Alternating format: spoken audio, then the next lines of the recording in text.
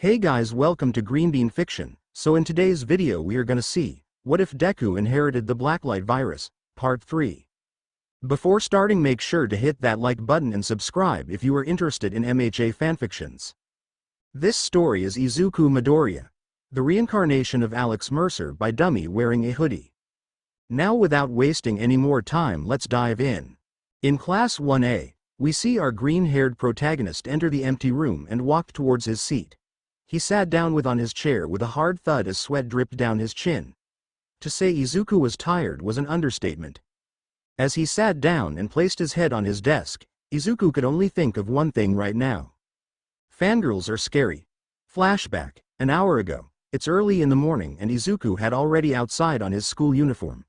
It had been 3 days since the sports festival and it had drastically changed Midoriya's life. For example, most of his classmates who used to tease him back in middle school apologized to him. Some of the girls in his former class began hitting on him after they saw how billed he was in the sports festival. As a kind soul he forgiven them since they didn't really made any great impact on his middle school days. Though he had to use Blacklight to escape the girls trying to hit on him. Exiting the train, he began walking a distance towards the direction of Ua. Izuku had always liked walking to Ua after exiting the train in the early morning. He found it quite relaxing to wander the streets, feeling the cold breeze of the early morning as the sun slowly illuminated the surroundings. What made it even more relaxing is the fact that not many people are out at this time of day. As his eyes wander around the streets, he failed to notice a figure bumping on him as he walked past a corner. Izuku found himself landing down on his butt. "I'm sorry. I didn't see you there," said the person who bumped into him or he bumped into. Looking up, Izuku had to widen his eyes. What are the chances that he bumped on Kamui Woods? He is a man with a rather muscular build, standing relatively shorter than other high-ranked pro heroes. He is wearing his hero costume that consists of a dark blue bodysuit that includes a wooden belt, wooden knee pads, and wooden shoes. A small bundle of roses hangs from the left side of his belt. "Are you okay?" the pro said as he reached down his hand to Izuku. Izuku was cut off his reverie and quickly to the man's outstretched hand, pulling him up. As Izuku stood up, he thanked the man and dusted his pants. Kamui Woods stared at Izuku, studying the boy, squinting his eyes until he realized who the boy is. "Wait. You're the kid who won the sports festival. Izuku Midoriya, right?" the wooden hero said as he pointed at Izuku, who blinked at his statement. "Huh? Oh yeah. That's me. You were watching the sports festival?" Izuku asked the pro, who chuckled a bit. "Not the whole thing, but yeah, not only me, every hero was watching the sports festival. You did great, kid.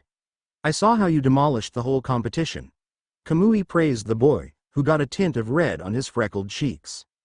Izuku smiled and rubbed the back of his head. "Thank you, Mr. Woods." The pro shook his head. "Please, you don't need to call me Mr. Just call me Kamui Woods since we'll be working in the field in the future. No need for formalities." The man waved him off. They conversed for a bit as they walked the streets of Mustafu. Too caught up by their conversation, they failed to notice a girl near a group of girls looking at the two. The girls saw the two males and quickly recognized them. She looked at her companions and yelled, "Girls! Isn't that Kamui Woods and the boy who won the sports festival?" The loud voice made Izuku and Kamui Woods turn around. Seeing the crowd, the pro hero suddenly flinched, making Izuku look at the man in confusion. "Oh my god! It's Kamui Woods. He's so cool. His costume is so awesome." "Shit. Fangirls." The pro whispered in fear, taking a step back. Izuku tilted his head. "Fangirls. I know he has fans, but why is he scared? How bad can fangirls be?" he thought to himself, looking at the group of girls who were now looking at him. "Wait, isn't that the boy in the sports festival? You mean the one who beat the kid with explosion?" He's taller than expected. Not wanting to be rude, he smiled at the crowd, only to regret his decision. "Oh my god. His cute. I want to squish his cheeks. Did you see his abs? He's built like a Greek god. I want to grate some cheese on his abs." Hearing the comment about his abs, he paled. They were that bad. Like Kamui Woods, Izuku took a step back. The crowd were now looking at Izuku and Kamui Woods with hearts in their eyes. When the two saw them take a step forward, Izuku was sure that the ground shook a bit. As the crowd took another step, he looked at the pro hero. Wanting to avoid the flock of fangirls, who looked like a pack hyenas stalking the two males. You Mr. Woods. Izuku stuttered nervously. Permission to use quirk? Hearing his question, Kamui Woods reached for his pocket and took a card. He then shakily gave it to Izuku, who took a glance at the card and had to suppress his jaw from dropping. On his hand was an quirk permission, anti-fangirl card. He saw at the bottom of the card says, if you don't want fangirls, run, all caps. After putting the card in his pocket, he looked at the man and nodded at each other, and as if they practiced it, they fist bumped and said, I'll see you on the other side. Don't die, brother. All in complete synergy. With that they both activated their quirks and booked it out of there. Izuku running, wall running and gliding while Kamui Woods used his quirk Arbor to latch onto posts and buildings to swing around like a certain comic book superhero as the rabid fangirls chased them throughout the streets. Flashback end. Izuku snapped out of his thoughts when a hand landed on his shoulder. Surprised at the contact, Izuku flinched and jumped from his seat. Literally. He jumped and unconscious used wall crawling to stick on the classroom ceiling. Izuku then looked at the owner of the hand and saw Iida, blinking owlishly at his reaction before earning a serious look. Midoriya, get down this instant. This is not the time for hanging around. Iida scolded Izuku as he chopped the air with his hand. Midoriya sighed in relief. He stopped channeling Blacklight on his hands and let himself fall down the floor. Geez Iida. Don't need to surprise me like that, he said as he leaned on his desk facing the tall boy. I apologized for scaring you, Midoriya. It's just that I have been calling you for 5 minutes and you didn't answer me, so I got worried, the engine user said. Oh, sorry, just thinking about something that happened today that I wish never happens again, Izuku said as he remembered the fangirls and shivered. Was it that bad? Iida asked in a worried tone. You have no idea, Izuku grumbled as he sighed. He looked at his friends as he recalled something that he read in the news in his phone. I saw what happened in the news. How are you holding up? The sudden question made Iida flinch back as he slowly looked at Izuku, who was looking at him intently. Instead of answering, Iida just looked away and lowered his head with a serious look on his face, completely ignoring Izuku's question. Seeing that his question was being ignored, Izuku just sighed in defeat and shook his head. I understand that you don't want to talk about it and I respect that. Just, don't forget that you are not alone in this world, Iida. You have friends who care for you, Izuku said as he looked at the taller boy who was still not looking at him. Sighing he continued. I know you're enraged on what Stain had done to your brother. But please Iida. Don't do anything reckless. The last thing we want right now is another Iida in the hospital, he said as Iida nodded his head, this time looking at Izuku. Iida nodded and bowed at him. I appreciate your concern, Midoriya. But you don't have to worry. I won't be doing anything that I for sure will regret in the end of the day, he said as he excused himself to go to his seat. Looking at the retreating form of his friend, Izuku inwardly frowned. You can smile all you want, Iida. But you're not fooling me, he thought as he took a seat and placed his head over his forearms. He planned on taking a nap before the class starts, and seeing that it was still early, it was perfect since the chase from the fangirls earlier. He shivered on the thoughts of crazed women chasing him. If only he had something to repel those troublesome women. But what? Or who? At that moment, the girls from Class 1A and 1B and other women pro-hero or not sneezed simultaneously. Well, enough of that. Izuku needs to take a nap. After a solid 27 minutes of nap time, Izuku's eyes began to slowly flutter as he heard noises coming from around him. He shifted his head and turned to his right side and slowly opened his eyes. As he opened his eyes, he noticed that most of their classmates are now in the class and are talking to each other. Izuku was confused though. Why are all of the girls sitting or leaning near his seat? Shaking off his confusing, he locked eyes with the first person he saw. He can see her staring at him with wide eyes and a tint of pink brushing on her cheeks. Izuku smiled at this cute gesture and greeted her. Good morning, Jiro, he said in a soft yet husky voice, which happened unintentionally. This made the girl turn red as her earphone jacks wrinkles. Morning, Midoriya, she said shyly as she twirled her finger on her earphone jack, looking away at him to save her from her embarrassing blushing face. Come on, Kyoka. He just greeted you. No need to be so flustered about it. Izuku chuckled at his and slowly pushed himself to lean on his seat.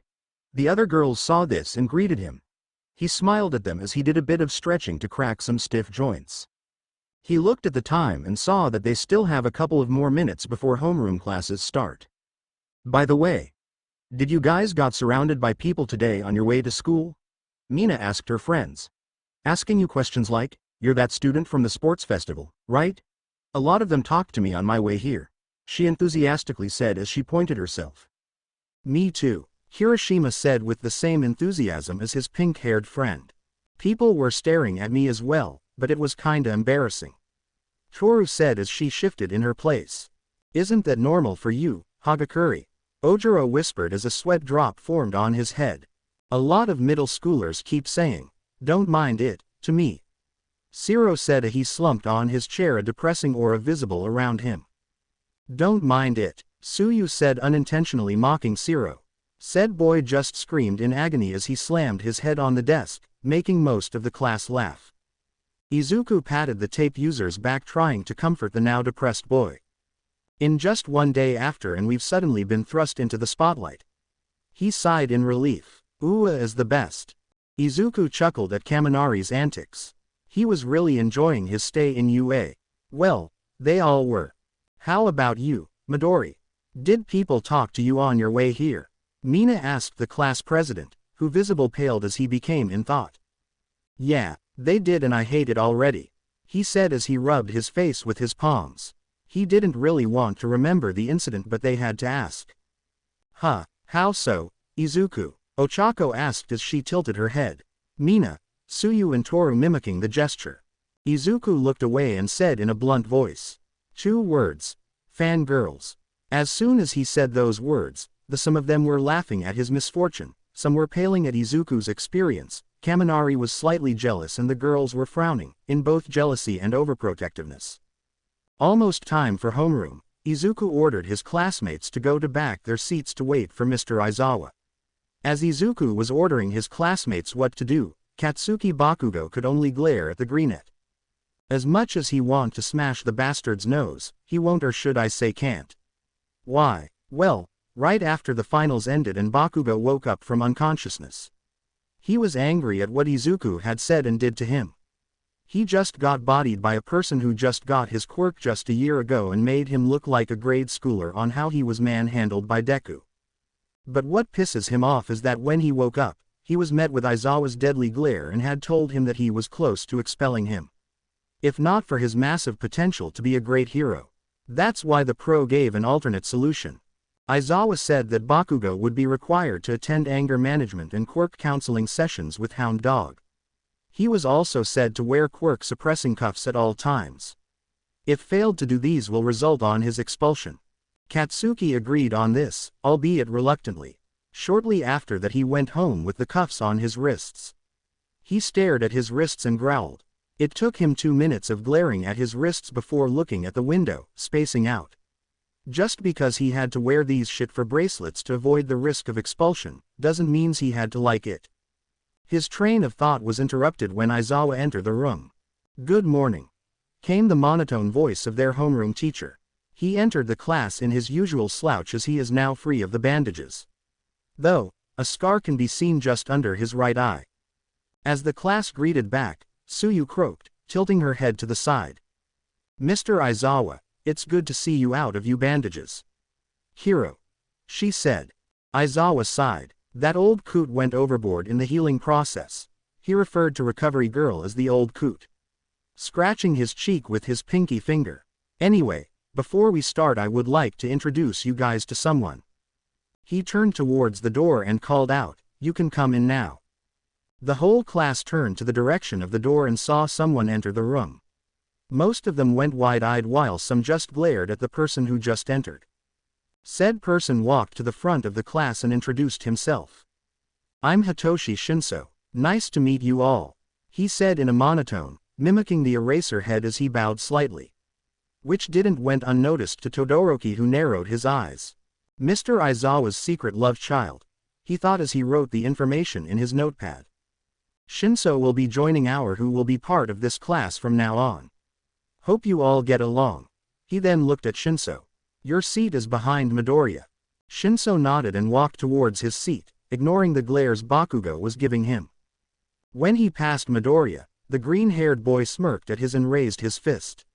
Welcome to the class, Shin. The indigo-haired boy smirked back and bumped fist with the green-haired boy. Thanks, Mido, he said as he took a seat behind the class president. Aizawa grunted, now that that's taken care of, let's start. Today we will be doing a special hero informatics class. This made the atmosphere of the class turn tensed. Some of the class began gritting their teeth and began imagining what their teacher mean. Aw man, hero and law. I suck at those subjects. The spiky red head thought as a bead of sweat rolled down his cheek. Special, shit, please don't be a pop quiz, Kaminari said as he shuffled anxiously in his seat with fingers crossed. Aizawa looked at the tensed atmosphere and had to suppress a smirk as he saw his class's reactions. They never failed to amuse him. Code names. You'll be choosing your hero names, he informed the class. And just that, the whole class erupted in excitement. All right. Annoyed of the loud voices, he activated his quirk to which made the class fall silent. Settle down. Before we get to that, we have to go over the scouting reports that we collected from the sports festival. He paused to take out one sheet of paper before continuing. These offers will determine which pros you will be working with out in the field of heroics. They saw potential in you and want you to grow. But, I should remind you this interest they have in you can easily slip away. That's why act accordingly and no funny business, he said as he glared at Bakugo and Kaminari, respectively. Bakugo just scoffed at this while Kaminari simply looked away. Anyway, these are the results of the reports. Some of you had captured the most attention. A screen appeared on the board and Class 1A looked up to the screen. Todoroki, 4123. Midoriya, 4122.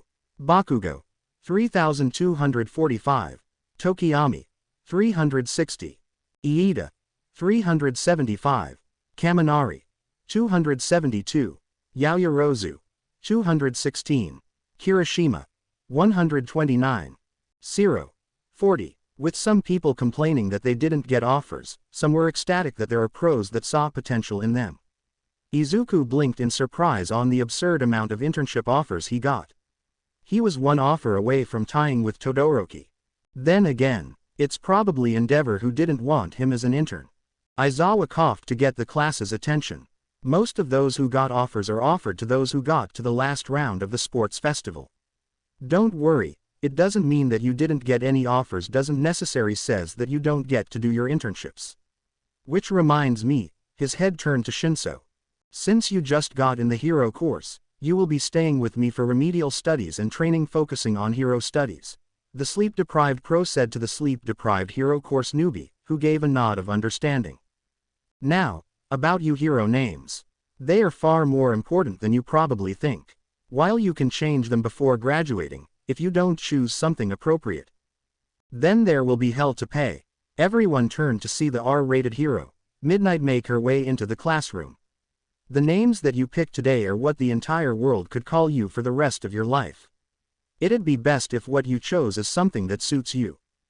As Midnight was talking, Aizawa began shuffling to the corner of the room. Body already halfway into his yellow sleeping bag. Midnight will be handling this part of the class. Creativity was never my forte, he said as he zipped himself and plopped down on the corner, letting Midnight take over his class. Everyone was given a whiteboard and 15 minutes to come up with a hero name. At that Izuku began to think of names that would fit him and his quirk. Many name ideas came in his mind, but some of them are just meh. After thinking of a hero name that not only represents him and his quirk but also sounds cool. Okay, maybe he just picked it because it's cool. Giving another glance on his whiteboard, he nodded in approval and placed it on his desk facing down. As the 15-minute mark came to an end, Midnight clapped her hands together. Okay, let's start presenting names, starting with those who are ready. With that sentence, a wave of anxiety washed over the class as they began sweating. We're presenting this, Hiroshima mentally asked as he anxiously yet manly began shaking. Moi. Aoyama raised his hand as he stood up and walked to the podium. Man, Aoyama got guts. Zero thought. Said boy raised his board high enough for the class to see. Shining hero. I cannot stop twinkling. As he said that with confidence, sparkles appeared around him. That's a whole sentence. The class mentally erupted. It's easier to use if you take out the I and shorted cannot to can't.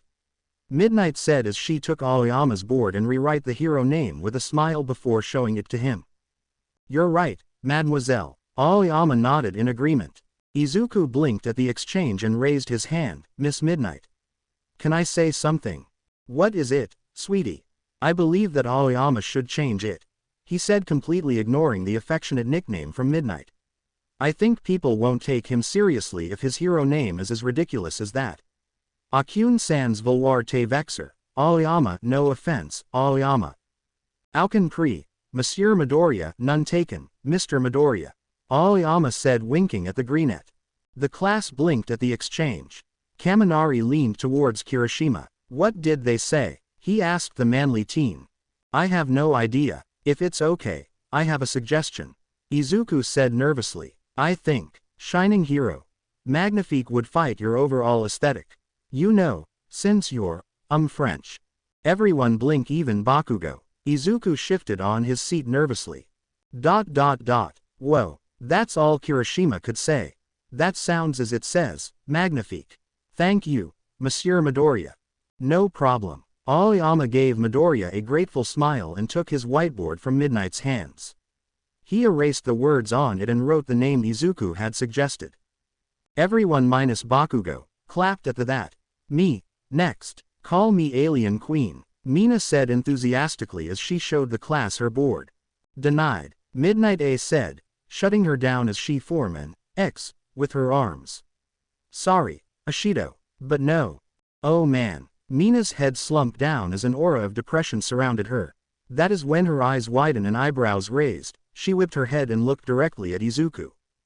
Said boy met her gaze and blinked when Mina smiled at him. Do you have a better name for me? She asked. Everyone had their eyes on Izuku. He said as he thought for a bit, before looking back at the Pinkett. He smiled and stood up. There's one that might fit for you, he said as he stood up with his board in hand and walked to the front of the class. He made sure to place his board under the podium so that no one could see it. Izuku then took Mina's board and using his right hand, he wrote down the name he thought about. After writing, Izuku closed the marker and looked at Mina. I think Acid Hero. Meltdown would be a great choice, he said as he showed Mina the hero name. Said girl stared at him in awe before giving him a hug, making him blush and panic a bit. That's way cooler and more fitting for my quirk. Thanks a bunch, Midori. Right, you're welcome, Mina, he said, patting her back, still shocked of the close contact. However, he failed to see the jealous looks from the rest of the girls and amused smirks from most of the boys. However, Mina saw the jealous glares that the girls were giving her. Being the playful girl she is, she looked at them with a smug look and stuck out her tongue, causing every single girl in the room, even Midnight, to twitch. Separating from the hug, Mina revealed her new hero name with a proud smile before going back to her seat. Izuku to his part tried to compose himself as Midnight approached him. Aren't you going back to your seat, Midoriya? He just looked at her and shook his head.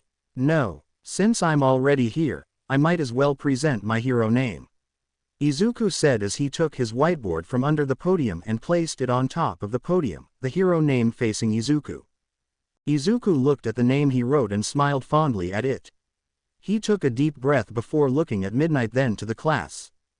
As I was thinking of what hero name I would be choosing, I always remember the times when I first dreamed to be a hero. As a child I always thought that a hero's alias makes is what makes them great heroes. That's why when I was younger, I would always imagine myself as a hero and would think of childish names that would always have a connection to All Might's name. He chuckled at the memory and looked back down his hero name. But after watching his videos over and over and over again, I realized that it's not the name that what makes a hero. It's not the amount of villains you beat up. It's not the amount of sidekicks you have. He paused and looked at his classmates and teachers and smiled. The way that you act selflessly in order to keep someone or something safe, even if it causes your life, is what it means to be a hero. It's how you show the people that you are a hero, that you are there with them when they need you the most. Quote. And with those actions will reflect on the name of that hero, then to the quirk of the hero. That's why I present to you my hero name, he said as he flipped his whiteboard and showed them his hero name. The adaptive hero. Black Watch, he said with a proud smile. I choose this hero name because I am still growing as a hero and will still keep growing, day by day. As I make my way into the field of heroism, I adapt with the surroundings, my allies and opponents. And the day before the sports exam, I found out that I can use other people's quirk whenever I consumed some of their biomass or blood. He then looked at Aizawa, who was now looking at him. And with as surprising as it sounds, I can see the memories of the person's biomass I absorbed. Which made me think of it as a way to watch over them and make sure to also represent them whenever I use their quirk. Izuku gave Aizawa a small smile, the latter smiling back. Izuku looked back at the class and scratched his head sheepishly. Well, that and I thought it sounds cool. The rest of the class who was silently listening to his mini speech. Izuku felt nervous at the silence. His nervousness was thrown out the window when he heard a clap, and looked towards direction of the clap. He saw Iida looking at him with teary eyes, a smile glued on the engine user's face. Iida had been deeply affected by the fact that his older brother, Tensai Iida aka the Turbo Hero, Ingenium was crippled by the hero killer, Stain. From the time that the sports festival ended and earlier this morning, he had planned to seek out Stain and made him pay. But hearing Izuku's point of view in becoming a hero, made him backtrack on his plan on taking down the anti-hero. With a moment of thinking to himself, he realized that what he was planning was going to be an act of vigilantism and basically suicide. Not only he was going to break the law, he was going to do it for a selfish reason. An act of revenge, an act that is not what makes a hero. Looking at Midoriya, Tenya realized that Izuku was trying to help him earlier, yet he pushed him away. Just for revenge, for his brother, for Tensai. What would Tensai think of his thoughts right now? Would Tensai be proud of him if he continued his plans? No, of course not. Tensai would be disappointed at him. His brother would not like the idea of him taking on a villain just for revenge. Iida then looked at the whiteboard on his desk with the hero name, Ingenium. He stared at it for a second and erased it. He wasn't ready and in the right state of mind to represent his brother's name. He wrote a temporary hero name and smiled at it. Not so complicated, simple but explainable. As soon as Iida's clapping was heard, slowly everyone joined in. Everyone but one. Bakugo was looking at Izuku, with a thoughtful eyes, and his red eyes wandered towards his whiteboard and the hero name he had written down. King Explosion Murder. And then he looked back at Deku, who was now tearing up and bowing at the class. His speech earlier had plagued his mind. He had always thought and believed that he was the best and everyone around him was nothing but pebbles in his way in becoming a hero. He'd always believed that he will become number one, no matter what. Was his view of being hero wrong all this time? Was his overly aggressive approach on socializing affecting not only him but those around him? Unsure of what to do, much like Iida, he erased the words written and changed it to something that immediately came in his mind that doesn't have murder in it. He sighed and flipped it over. Katsuki had a lot in his mind. Maybe this internship will help him find the real meaning of being a hero. It had been almost an hour since the start of the class and them presenting their hero names. Izuku was standing in front of the class, next to the podium. He had stayed there even after his presentation of his hero name as a helper for those who have trouble in coming up of a hero name. Most of the class had chosen the names and Izuku was there to suggest a better name if Midnight disagrees. Though he had to admit that his classmates are creative in their names. For example, Tsuyu being the rainy season hero, Froppy, Kirishima as the sturdy hero, Red Riot, paying homage to his idol Crimson Riot, which Izuku had to curse Todoroki for making him think that Kirishima was Crimson Riot's son, and Ochako being the floating hero, Uravity, a combination of her name and quirk. So far, the ones who already have their hero names are the following. Yuga Aoyama, Shining Hero, Magnifique, suggested by Izuku. Mina Ishido, Acid Hero, Meltdown, suggested by Izuku. Tsuyu Asui, Rainy Season Hero, Froppy. Ochako Uraraka, Floating Hero, Uravity. Masharao Ojiro, Martial Art Hero, Whiplash suggested by Izuku. Denki Kaminari, Stun Gun Hero, Charge Bolt. Eijiro Kirishima, Sturdy Hero, Red Riot. Koji Koda, Petting Hero, Anima. Rikido Sato, Sweets Hero, Sweet Stack suggested by Izuku. Mezzo Shoji, Tentacle Hero, Tentacle. Kyoka Jiro, Hearing Hero, Soundwave suggested by Izuku. Honta Siro, Taping Hero, Cellophane. Fumikage Tokiyami, Jet Black Hero, Tsukuyomi. Shoto Todoroki, Icy Hot Hero, Frost Flare suggested by Bakugo, which Izuku enhanced. Toru Hagakure, Refraction Hero, Prisma suggested by Izuku. Hitoshi Shinso, Commanding Hero, Imperio. Momo Yaoyorozu, Creation Hero, Genesis suggested by Izuku. And lastly Izuku Midoriya, Adaptive Hero, Black Watch. Only people left is Iida and Bakugo, who were surprisingly quiet today. Izuku was not surprised that Iida is not much of a talker today, but what made him worry was Bakugo. The blonde hadn't said a word ever since the start of the class up until the presentation. Not that he didn't like the silence, but it was kinda concerning. He didn't know what the blonde is thinking, and that's what's worrying him. Izuku was sent back to reality when Iida approached the podium. He stood behind it and showed the class his hero name. The speedster hero. Hermes, he said with a small smile on his face. Izuku frowned and looked at the taller boy and asked, I thought you were going to use Ingenium as your hero name. Tenya just looked at Izuku and smiled. I did, but after hearing your speech earlier I decided to think about it for a while, since I don't want to just use my brother's hero name like it doesn't hold anything. He explained. Izuku nodded in understanding. I see. Though I like the name Hermes, I think it doesn't suit you. I believe the fitting hero name for you is Impulse. Iida's brow raised. Care to elaborate? For starters, the word impulse means is a sudden strong and unreflective urge or desire to act.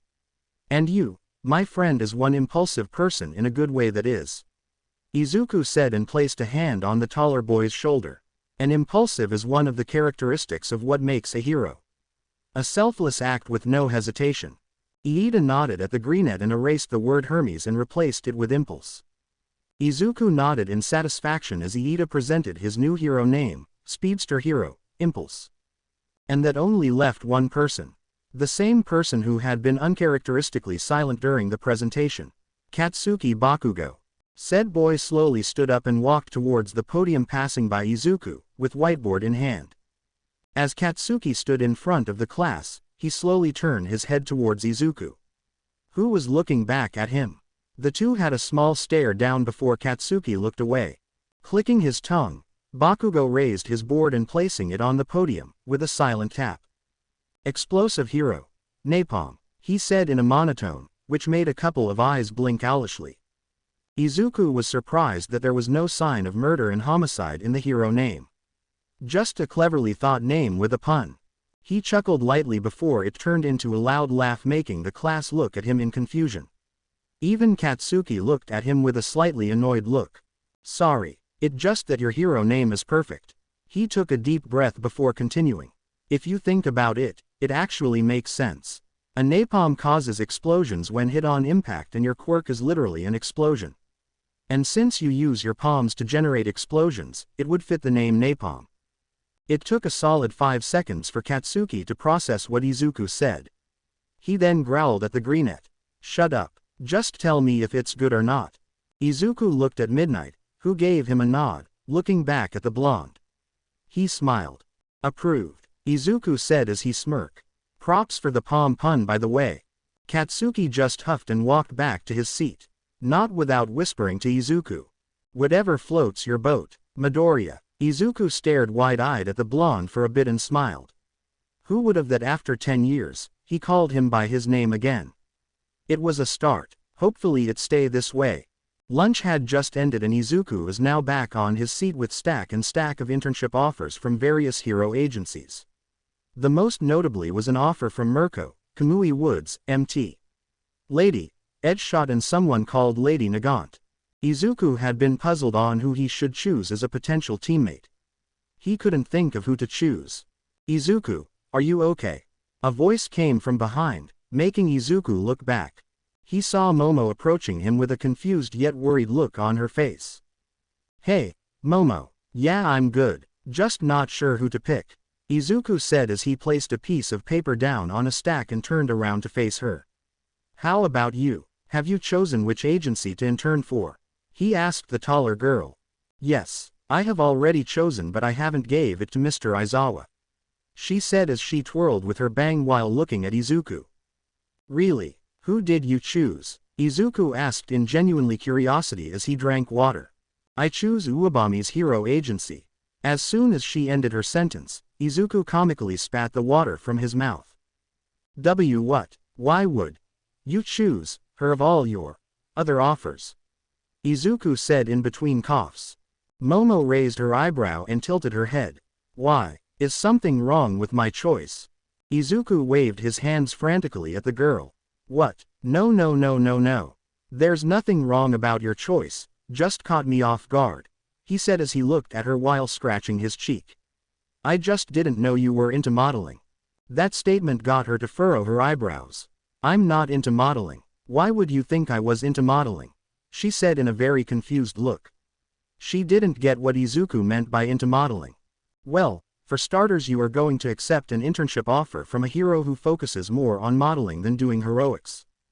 She usually give out offers usually to girls with pretty face. Though, I'm not surprised that she offered you, you are pretty," Izuku bluntly said before turning crimson as he had just realized what he said. Putting that aside, I think you should choose a hero that will complement you in your quirk. Since your quirk relies on lipids to use, I think Fatgum is a solid pick." Momo nodded at that, someone who can give her pointers on using her quirk, like Fatgum. If only she had an offer from the chunky hero. Wait a minute, she had an offer from Fatgum. Her expression brightened as she lunged forward to Izuku, almost toppling the stacks on his desk. "Thanks for the advice, Izuku. You're my savior," she said as she let go and went to her desk and picked up a sheet. She then ran out of the room, and went straight to the teacher's lounge to give her internship choice. Izuku chuckled at her antics. He didn't know Momo, despite her mature stature, can be childish sometimes. Shaking those thoughts away, he looked back at the stacks of paper and picked up one of the choices he had earlier. When he had advised Momo to choose someone who can give pointers on her quirk, this offer immediately popped into his head. He read the hero agency and nodded accordingly, stood up and walked towards the door on his way to the teacher's lounge to pass his internship offer. He wasn't really sure what to expect in the agency, but all he knows is that whatever happens he will have the time of his life. As he closed the door of the classroom, a paper fell of the stack he had just taken the offer from. Landing on the floor, it landed with its writings facing up. If you see closely you would barely see what the name of the agency is. "Somewhere in Camino." "I see," a voice said. "So it was you bastards who raided UA." Looking at the appearance of the owner of the voice, we see a hunched man that is wearing a dark combat suit, plated with metal armor across his body to holster his weapons. The torso is sleeveless, so he wraps his arms in yellow bandages from just below his shoulders to his wrists. He also wears long black wristbands and a watch on his left arm, and his knees are protected with metal pads. Black boots with steel armor complete the costume. He always dons his signature blood-red scarf, matching headband, and the tattered cloth he wears around his face as a mask. "And you wanna add me to your little gang, too?" he said seriously as he stared at the man in front of him with narrowed eyes. In front of his, leaning on the counter of the bar, is Tamura Shigaraki, crossed-legged, and behind the counter is Kurogiri. "Yep, if you would. You're the great senpai of us criminal filth," Shigaraki answered while Kurogiri just wiped a glass. "What is your goal?" Stain asked after looking at the hand man with a narrowed eye. The grayish-blue hair of the man in front of him shifted as he tilted his head. "First of all, we want to waste All Might." That caused a twitch in the eye of the hero killer. "Then we'd like to destroy all the things that aren't to our liking." Shigaraki then carefully placed his hand in his pockets, taking out a bunch of pictures, with his middle finger, ring finger and his pinky down to avoid it getting destroyed due to his decay quirk. "Like say, these little brats, all of them." He showed the picture to the man. In front of the bunch was one Izuku Midoriya in his gym uniform, taken during the sports festival. The Decay user watched as Stain gritted his teeth and glared at him. I was ill-advised to be interested, he sneered as he continued. You're the type one despise the most.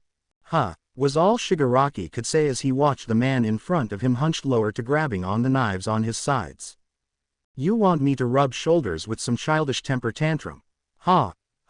Stain breathed out as he unsheathed his knives.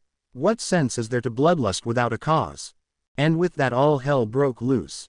A week had passed after deciding their hero names, and we found our green-haired protagonist standing in front of a building. A nervous look on his eyes can be seen slipping out from the confident smile he is currently wearing. Today was the day that he would be doing his internship. The building in front of him was the hero company that he chose. No, the hero company that chose him. It made Izuku smile as he began remembering the amount of internship offers he got from this company. He thought that the number of internship offers that the company sent was the majority of the stack he had. But turns out, the amount of offers presented to the class were counted based on the number of hero company. Meaning an internship offer from a company counts as one, regardless if said company sent more than one offer. That explains why he has a larger stack than Todoroki, who was one offer more than him. Speaking of offers, after helping out Momo on choosing her internship offer, he was then bombarded by his other classmates asking him to help them choose the company to intern in. Let's say, it took him an hour to finish every single one of his classmates' offers, with the exception of Ochako, Tsuyu, Bakugo, Todoroki, Iida, and Shinso. The first 5 already chose their agencies while the latter is staying in UA to get some catching up to do. Although, he was a bit skeptical when he heard that Iida chose Manuel in Hosu, same place where his older brother was attacked. Engine user had informed Izuku that it may look suspicious of him to go intern in a place where his brother's attacker was last seen, but he promised not to go seek out the hero killer. And if he ever encounters Stain, he would do his best to avoid frontal confrontation. This made Izuku feel a bit relief, but not fully. He just had to trust his friend. After all, that was what friends are for, right? Izuku sighed and looked up at the building once more before looking down the entrance. He took a deep calming breath before entering the building. He looked around in awe as he entered the front door. There are not many people in the building, probably because it was too early. As he hands over his internship form to the receptionist, he failed to see the looks of confusion and shock from Izuku's presence. It was unusual to see a student interning for their company, mainly because their boss doesn't like teaming up with Bakugo. At the same time as Izuku entered the building, we see Katsuki Bakugo in his hero costume minus the grenade bracers standing in front of the hero who had gave him an internship offer. The hero is Best Jeanist, currently the number 4 hero. He appears to be a slim tall man with an unnaturally long neck, with long blonde hair which is combed drastically to the left, leaving his right eye exposed while his left eye is covered. The hero costume he wears is a pair of jeans, a denim waistcoat with 2 large breast pockets, and a denim dress shirt with a very high collar that covers his lower face just up to just below his nose. He also wears 2 belts, one around his collar and one around his waist, and short brown boots with thick gray shafts and soles. Said pro hero just looked at him, from head to toe, as if judging him if he is accepted or not. It took about a solid 5 minutes before the man said something. To be honest, he started as he looked directly in the eyes of Katsuki. I don't like you, he said blankly, making the younger blonde flinch a bit. Katsuki said dumbly as the man continued. You chose me in my office, because I rank among the top 5 most popular heroes, did you not? Best Jeanist asked Napalm as he placed a hand on his chest, waiting for the blonde's reaction. He expected the boy to get angry and argue violently with him, like how he acted in the sports festival. But what Katsuki showed had proven his expectations wrong. Katsuki just clenched his fist and looked away from the hero's gaze as he lowered his head. You're not entirely wrong. This caused an eyebrow to raise from the denim-wearing hero. Care to elaborate, young Bakugo? Best Jeanist saw Katsuki stopped and thought for a second before closing his eyes and sighing to himself. The boy didn't look up as he continued talking. At first, yes, I chose you because you were the only high-ranking hero to reach out an internship offer to me. I thought that I deserved to be interning in any of the high-ranking heroes in Japan and because I think I'm the best. He paused as he lifted his right hand and looked at it. He continued, but after some thinking and realization, I don't deserve to even receive any internship offers from any hero after what I did in my past. And I am starting to regret doing all of it. But what I've done is done. I can't really change the past and it will forever haunt me. Clenching his fist, he looked up at the man and saw that the hero was looking at him expectantly. Sighing again, he continued talking.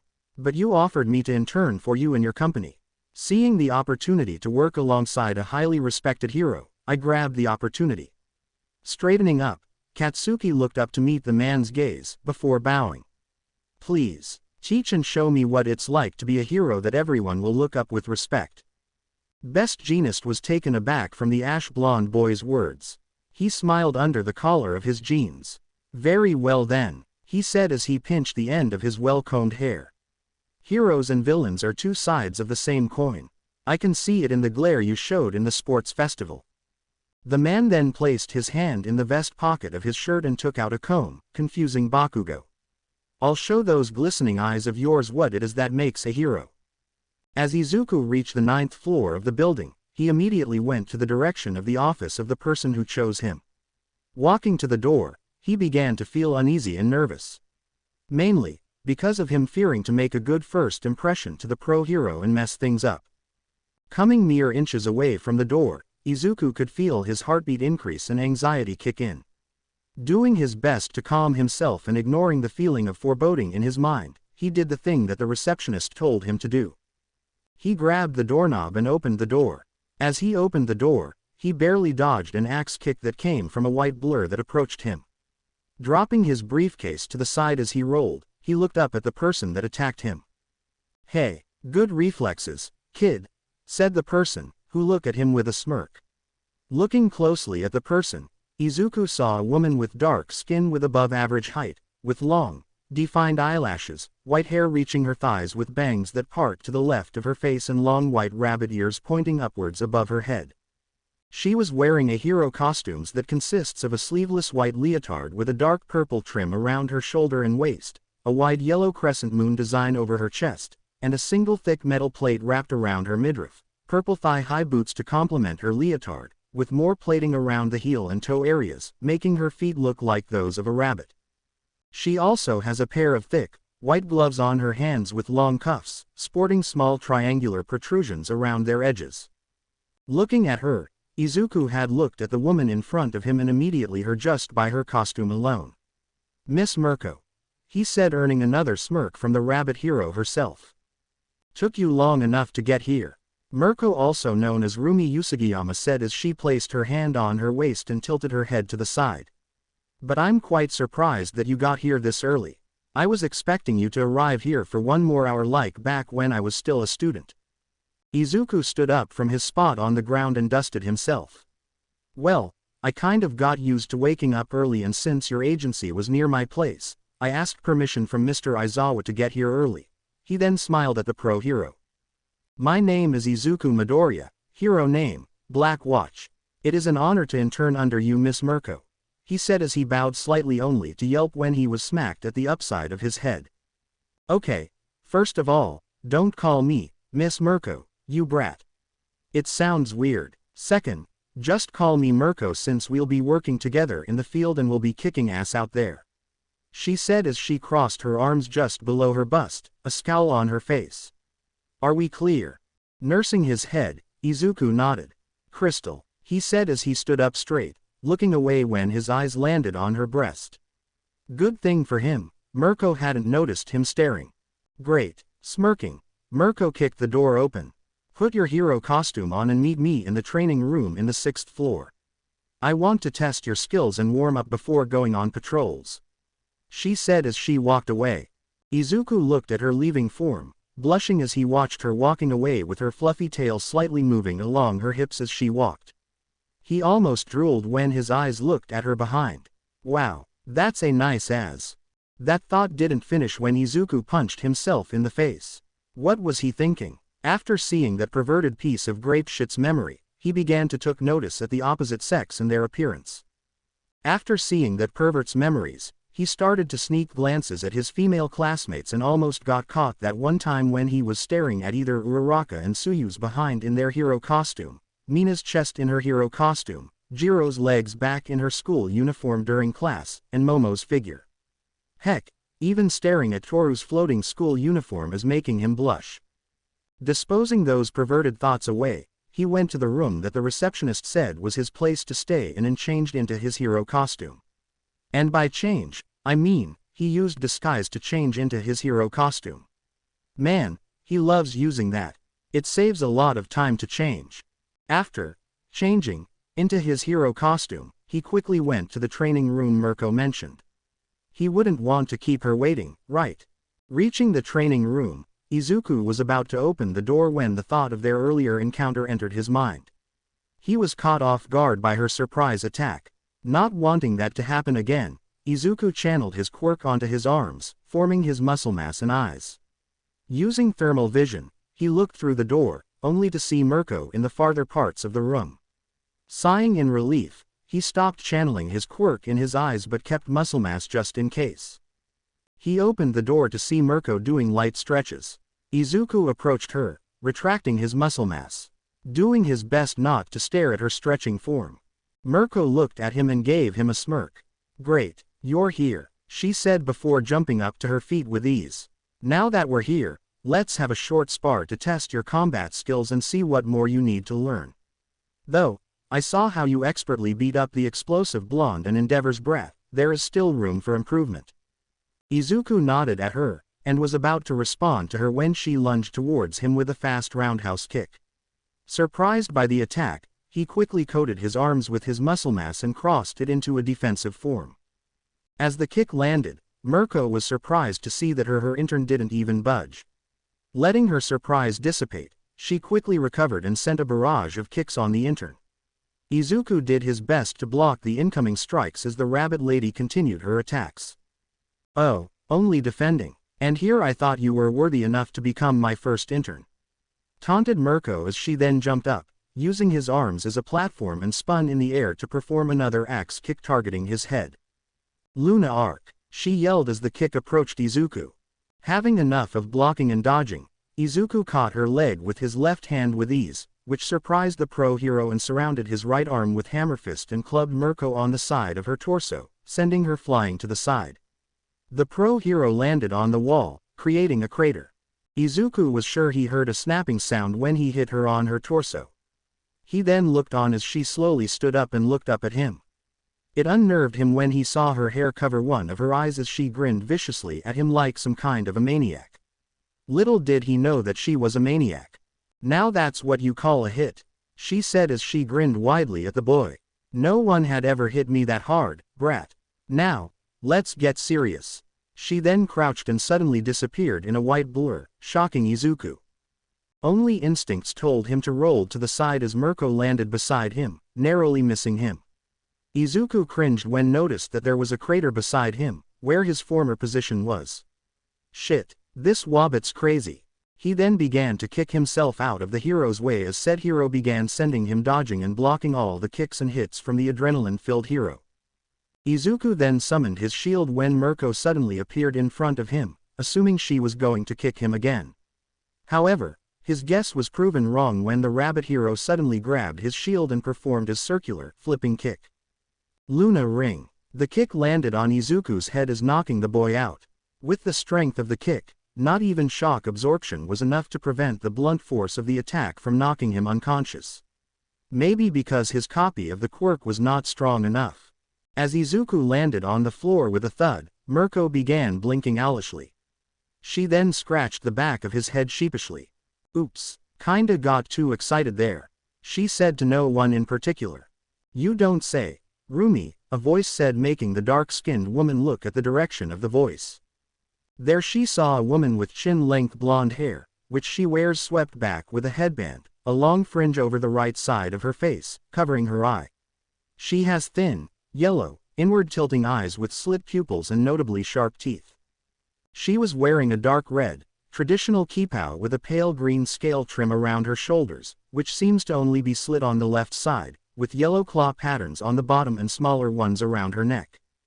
She wears knee-high boots and a strap around her exposed thigh.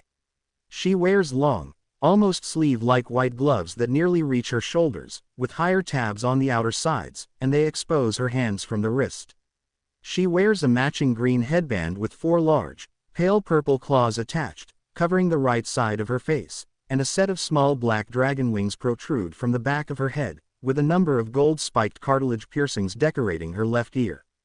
Yukyu. It's been a while. Mirko called out to the woman, now named Yukyu, the dragoon hero herself or Ryoko Tatsuma.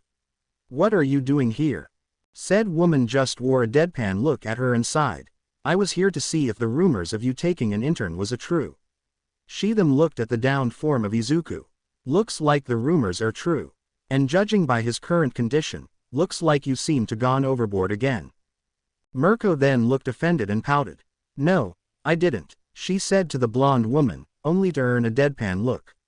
Okay, maybe a little. Yukyu just kept looking at her with a deadpan. Mirko blushed in embarrassment and looked away. Fine, I got too excited. Ryoko just sighed as she rubbed her forehead. This is why nobody wants to team up with you, she said while shaking her head, earning an annoyed yell of, hey. From the rabbit girl. Unlike normal beliefs, Mirko doesn't do much teaming up with other, not because she doesn't like it or she doesn't see anyone worthy of her time. No, it is because people are afraid of her raw power and the fact that she tends to go overboard sometimes. Okay, maybe not sometimes, she always gets overboard. Only when she's enjoying things. Kidding aside, I'm kind of surprised that you took an intern. She glanced back at Izuku and back to Mirko. And it's the Midoriya kid you picked. I would have thought that you would chose the Bakugo kid for his battle prowess or Tensai's little brother for his fighting style. Yukyu said, cringing after mentioning Ingenium's real name. Mirko just smirked. As much as those two are solid candidates, I think the Bakugo kid is too rowdy. Just like you, Ryoko interjected. And the Iida kid is too stiff. She said, completely ignoring the jab of her friend. I like the broccoli boy more. He was able to dodge my attacks and even stop my Luna arc with one hand. She said and smirked when she saw her friend's eye widen. Mirko then looked at Izuku, whose hero costume began to turn into black and red tendrils and subsided into his body, and grinned, and besides, there is something about him that I feel connected to. She said as she stared intently at the unconscious boy. Is it the fact that he is built like a Greek god? Yukyu said, earning a blush from the rabbit hero as she remembered how Izuku looked topless after his fight with Endeavor's brat. She almost choked on a carrot stick that she was eating at that moment in the sport festival. Ooh, looks like the Whittle Wobbit had a Whittle CWUSH on Whittle Midoriya. Yukyu teased her in her best Bugs Bunny impression. This earned a tick mark from the rabbit hero, much to Yukyu's amusement. Her amusement, however, shifted to confusion when Mirko's annoyed face turned into a smirk. Like you're one to talk, Ryu. I saw you in the crowd blushing and drooling over him when his body got exposed. And with that, the calm and collected Yukyu turned crimson in color as she looked away from the smirking rabbit. Mirko 1, Yukyu 0, Rumi thought in amusement as she witnessed the dragoon hero stammer like a schoolgirl. I don't know what you mean, Rumi. She stammered, earning a laugh from Mirko. Shut up, Rumi. I'm leaving. She said as she turned away and left the training room, leaving a laughing Mirko. Mirko stopped laughing after a few minutes and looked at Izuku's direction, who began to stir awake. She stared at him as his eyes fluttered open and his face winced in pain as he tried to sit up, all while nursing the pain on the top of his head. What happened? He whispered as he looked around and immediately saw Mirko. In an instant, Izuku stood up from his position. Still nursing his aching head, he smiled painfully at the pro. Mirko, he said as painfully. How did I? Ow, how did I do? Izuku said in between winces in pain as his head continues to throb. Oh, you did great, though you may want to improve your hand-to-hand combat and your reaction time. Not saying that you're bad, but there's still room for improvement. Mirko said, earning a nod from Izuku, who had to wince again with the pain in his head. The pain is still there but not as bad as earlier. Had to thank super regeneration for that. Had a look of sheepishness as she scratched her cheek.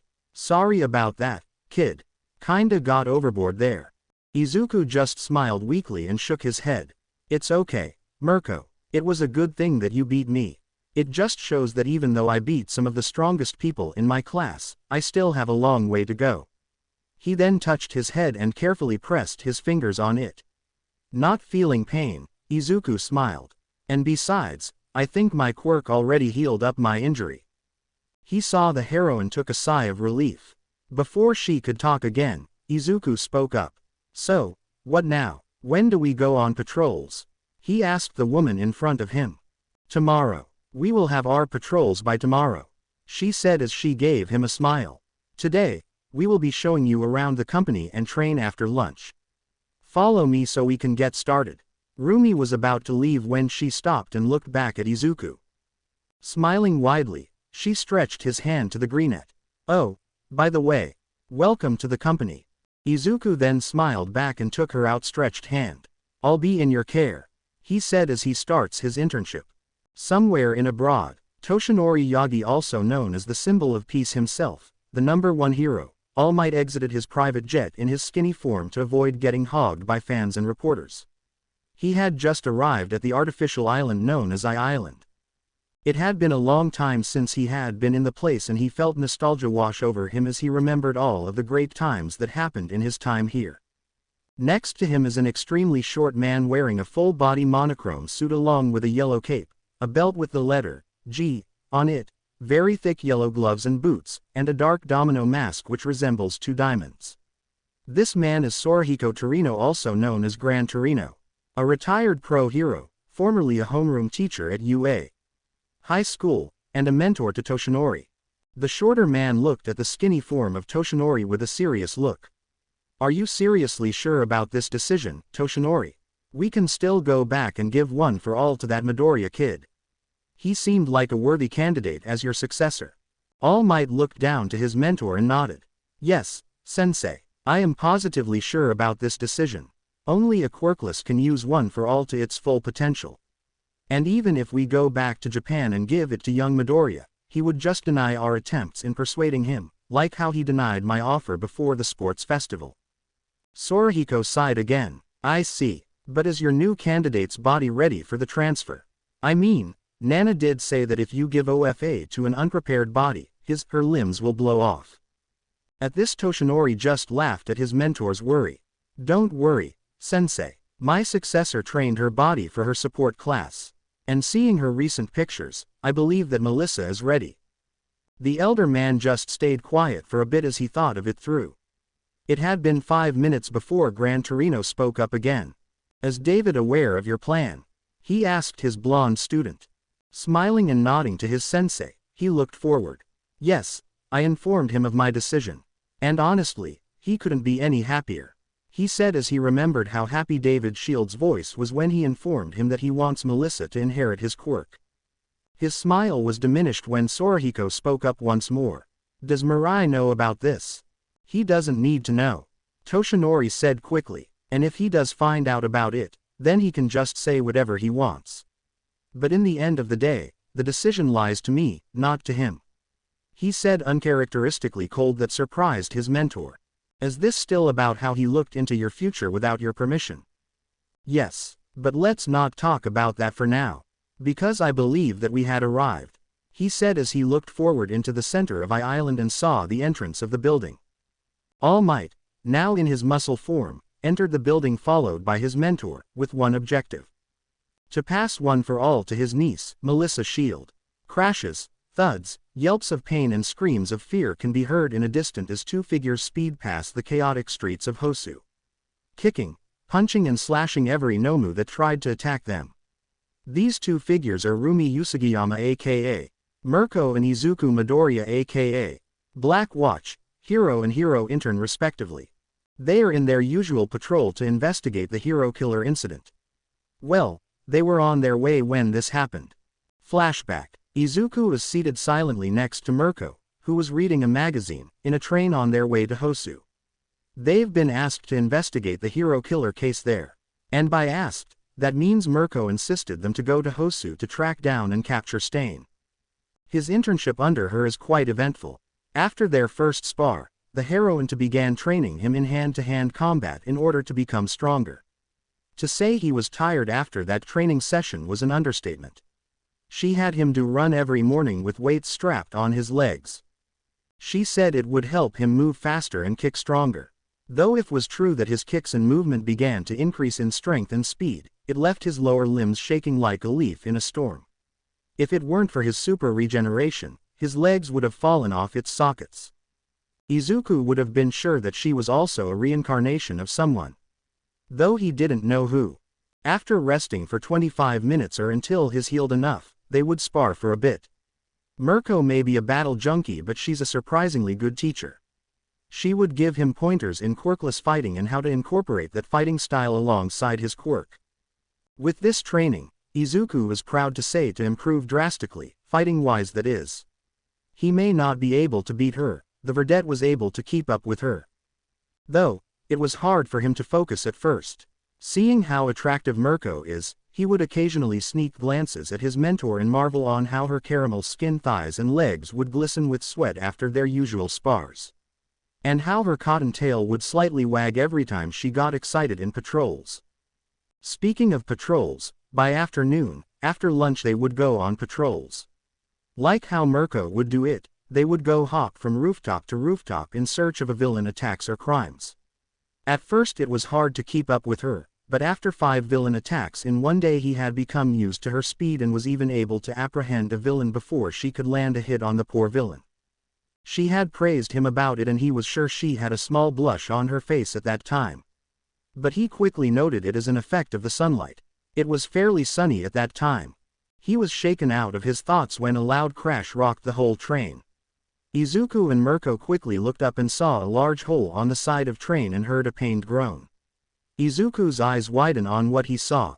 They saw a man getting pinned on the train floor by a Nomu, but Izuku quickly noted that this one has pale green skin and 4 eyes protruding from its brain. It wears ripped trousers going up to its calves. A Nomu. The League of Villains are attacking Hosu, he thought. Its 4 eyes scaring the passengers in bullet train. With saying a thing, Mirko shut off her seat and quickly kicked the Nomu on the face, making it stagger a bit, making its grip on the fallen man loosen as Izuku used tendrils to pull the man away from the Nomu. Black Watch, come on, Mirko yelled as she drop-kicked the Nomu put of the bullet train, sending her and the creature out of the moving railed vehicle. Izuku quickly jumped forward, not without patching the injured man with bandages. He then looked at the people with a determined look and watched as they quickly recognized him and calmed down. He then created a hunter, like what he first summoned in USJ, a foot shorter than him, and looked at it with a serious look. Protect everyone here, he said, and earned a growl from the creature, which he guessed was its version of, "Yes, master." With one last look at the crowd, he gave them a reassuring smile and jumped off the bullet train, leaving his hunter with the crowd as it stood in the front seats near the hole, as some of the passengers look at it with amazement and curiosity. Some even taking pictures of it. As Izuku flew out of the bullet train, he quickly used glide to land safely and activated thermal vision to find Mirko's direction. Seeing her trace, he quickly ran towards her location. He witnessed Mirko land a kick on the Nomu's chest, sending it a few meters away from her. Izuku noticed that this one doesn't have the quirks that the Nomu from USJ have, seeing that this one has bruises forming on its face and body and doesn't look to be regenerating. Mirko was about to kick the creature again when said creature was engulfed with fire. The rabbit hero halted and clicked her teeth in annoyance. "Tisk, damn it, Endeavor, you almost hit me," she yelled out as she looked over the direction where the fire came from. There Izuku saw the number 2 hero walking to their direction, a frown present on the arrogant hero's face. "You were taking too long, Mirko. I was getting impatient." "Bastard, what are you doing here anyway?" Mirko said as Izuku, eyes still locked on the Nomu, appeared beside her. Endeavor looked at her with a smug smirk on his face. What else but to hunt down the hero killer and bring him to justice? He then looked at the downed Nomu. What are these creatures anyway? Before Mirko could reply, Izuku spoke up. "They're called Nomus. They belong to the League of Villains. The same group that attacked us in USJ 2 months ago." He paused before looking at Mirko and Endeavor. "But this one is different. This doesn't have super regeneration and shock absorption." That's the moment where Endeavor noticed him. Frowning, he narrowed his eyes on Izuku. Before he could talk, Shoto appeared behind him. Nodding to his friend, Izuku then was shook when a loud explosion was heard in multiple places. They looked around to see smoke appearing out of the buildings and two more Nomus attack and harassing civilians and heroes.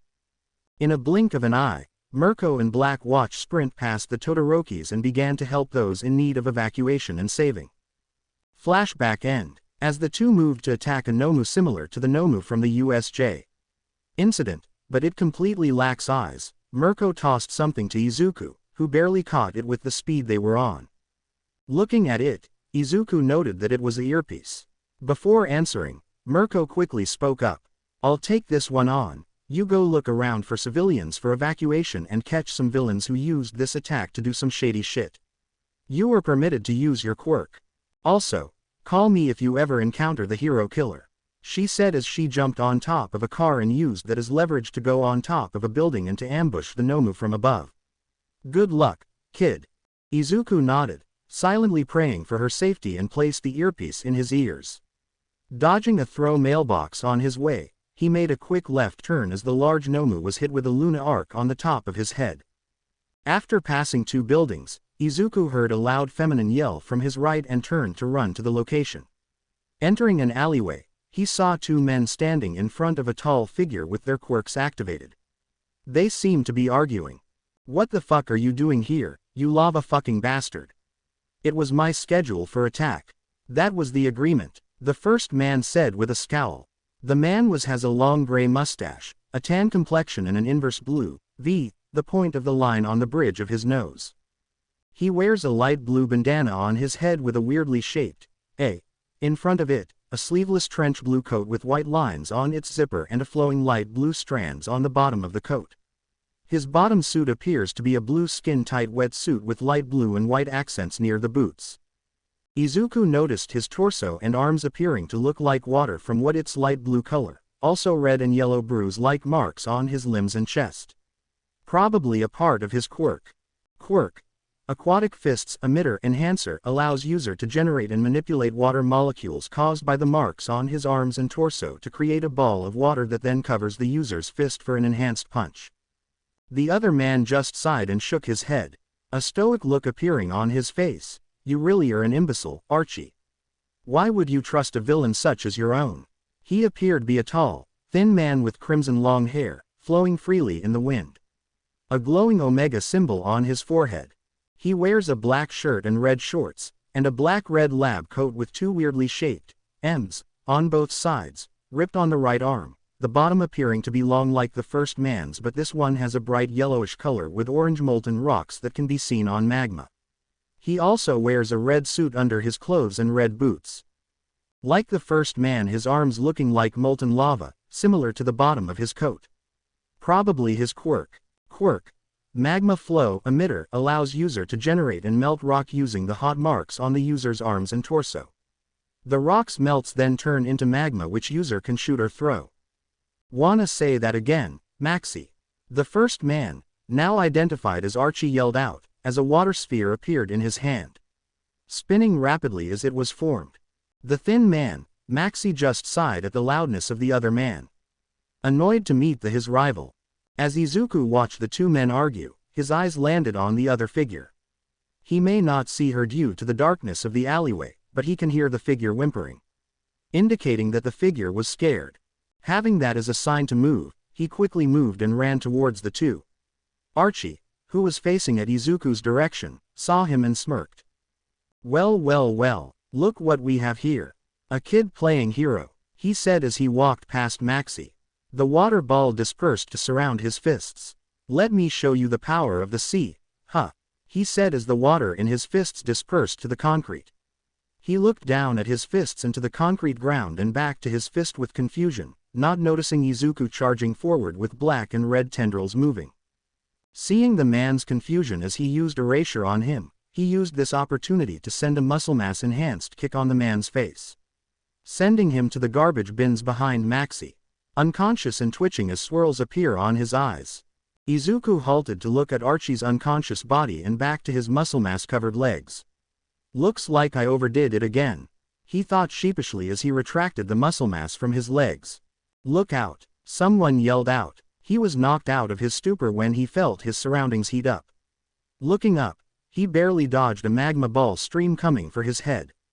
Judging from where the voice came from, it looks like it came from the figure. His eyes then looked up to Maxi. Said man was looking at his with a glare.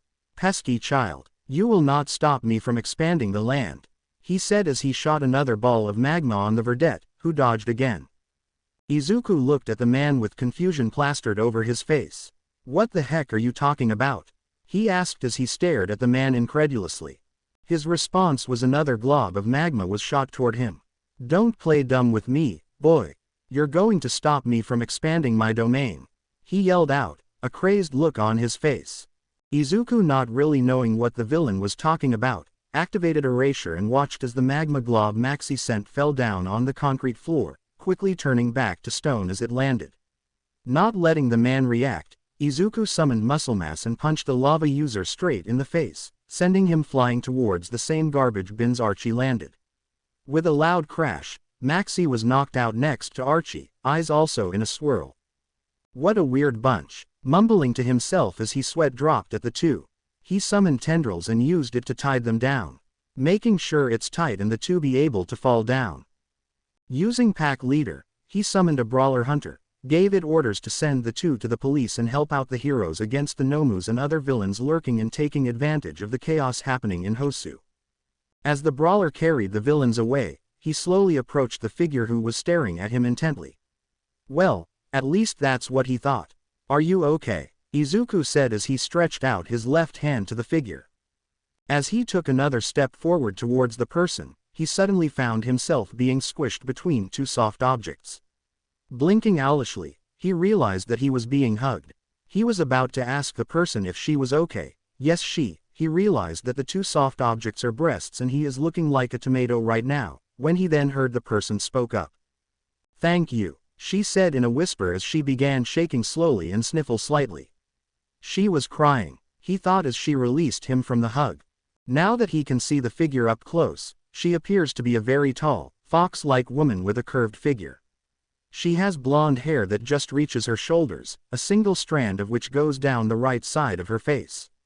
She has large blue eyes with bushy eyelashes and pointed ears, along with green fur and a white furry underbelly.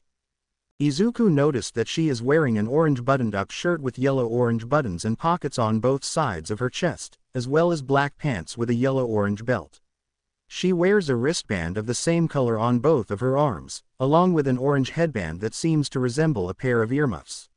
She also wears orange and cream-colored slip-on shoes. Izuku stared at the woman for a bit, before giving a small smile. Are you okay now, miss? He said calmly, not to scare the woman any further. She didn't give him a verbal response, though she nodded yes. Nodding at her reply, Izuku summoned the second hunter tonight. Staggering a bit, Izuku shaking off the dizziness, he took out 2 protein bars in his utility belt and ate it. After feeling better, he looked at the hunter who was staring at the woman oddly. Seeing that the woman is feeling cower at the hunter's stare, Izuku bopped the creature on the head softly. Don't scare her, Izuku whispered, yelled at the hunter, who appeared to look sheepish. How is that even possible?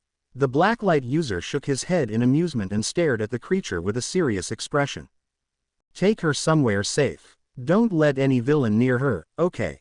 After that come find me. Follow my scent, Izuku ordered and looked at the woman. Everything will be all right, miss. You're safe with him, he said, giving the fox lady a reassuring smile. The fox lady then looked at the hunter and back to Izuku and nodded a bit. She was about to approach the hunter when she looked back at Izuku. What's your name? She asked Izuku timidly, which Izuku found cute, despite of her size. Smiling at the woman for the umpteenth time, he spoke up. I'm Izuku Midoriya, but you can call me Black Watch. He was about to ask her name, when another explosion can be heard in the distance. As much as I want to chat a little, there are still villains to stop. I'll see you around, miss, he said as he jumped up the wall and began running up the wall with ease. As he vanished from view, the fox lady followed the hunter to a nearby evacuation site. After arriving there, she thanked the creature and gave it a small pat on the head which it surprisingly took without a fuss. After that, the hunter began sprinting away, to Izuku. The fox lady watched the creature run away as one thought entered her mind, Thank you, Izuku Midoriya. A man with a blood-red scarf and blades across the whole body. Was the attire of the person Iida is staring right now. Iida was cursing under his breath. He knew he promised himself that he wouldn't take the hero killer head-on, but fate must have been playing with him. As he looking for Manuel after getting separated with him when he brought an injured civilian to a nearby hospital. Taking a turn, he suddenly heard a yell of pain. His heroic heart got the best of him as he ran towards the location of the yell, only to froze up when he stood there face to face with the hero killer himself. He was about to attack him when the rage and pain that he felt after seeing his brother's hero career crumple in front of him. Kill him. Avenge Tensai, he thought darkly as he gritted his teeth. Only Native's groan of pain had cut him out of the dark thoughts that entered his mind. He looked over the hero leaning over a building, a blade skewering him on the shoulder. Iida paled as he looked at the amount of blood leaking out of Native's body. Unable to stop himself, he dashed forward and kicked Stain on the side. Stain was sent flying a few meters away from the downed crow. He looked over the person who kicked him and saw an armor-clad person which looked familiar but shrugged it off for his anger of unable to finish of the fake. Glaring at the armored individual, he lunged at him and swiped his sword, the figure barely dodging the sword swipe, in return caused his helmet to fall off. Seeing the face of the person that attacked him, the hero killer clicked his tongue. A child wearing a suit. He stared narrowed eyes at Iida who was looking directly at the man, with a mixture of fear, determination and hate. The last one was being hidden but Stain can feel it from boy's eyes. Go away, this isn't any territory for children. The eerie sound of annoyance coming from the man's voice was enough to make Iida shiver. A side of him wanted to attack the man with his strongest attack, but another told him to call for help. But who? Asking Manuel for his contact information hadn't came in his mind. Like Aizawa would say, quite an illogical decision to make. He can run away and call for other heroes nearby but the chances of Stain finishing off Native is high. As he began panicking, in the corner of his eye, he saw something that he didn't expect to see. It was a brawler that Midoriya summoned in the sports festival. It was crouching its way on the side of the building, growling silently at the hero killer. If that thing was here, it means, he thought before realization hit him. Smirking to himself, he opened his mouth. Good thing he was wearing an earpiece connected to his phone. Hey Siri, he started making the man tilt his head confusion. Send Midoriya my coordinates, ASAP. He finished and got a confirmation that his message was sent. He watches Stain's eyes widen in shock before turning into a glare into an amused look. Well played, kid, well played. The hero killer said as creepy chuckles began to escape his mouth, before looking at him with an unreadable look. What's your name, hero? He asked, a sarcastic tone embracing the word, hero. Straightening up, Iida looked at the man with pure determination. I am the brother of a hero you cut down. The brother of the finest hero. And I have come to put a stop to you in his stead and for the safety of this person. He paused as he moved closer to Native, until he was completely in front of the downed man. Don't ever on your life forget the name, Impulse. That is the name of the hero that will stop you. Oh, is that so? Very well. Stain then pointed his sword to the teen, and all of a sudden he charged at the teen, aiming to pierce the armored-clad boy.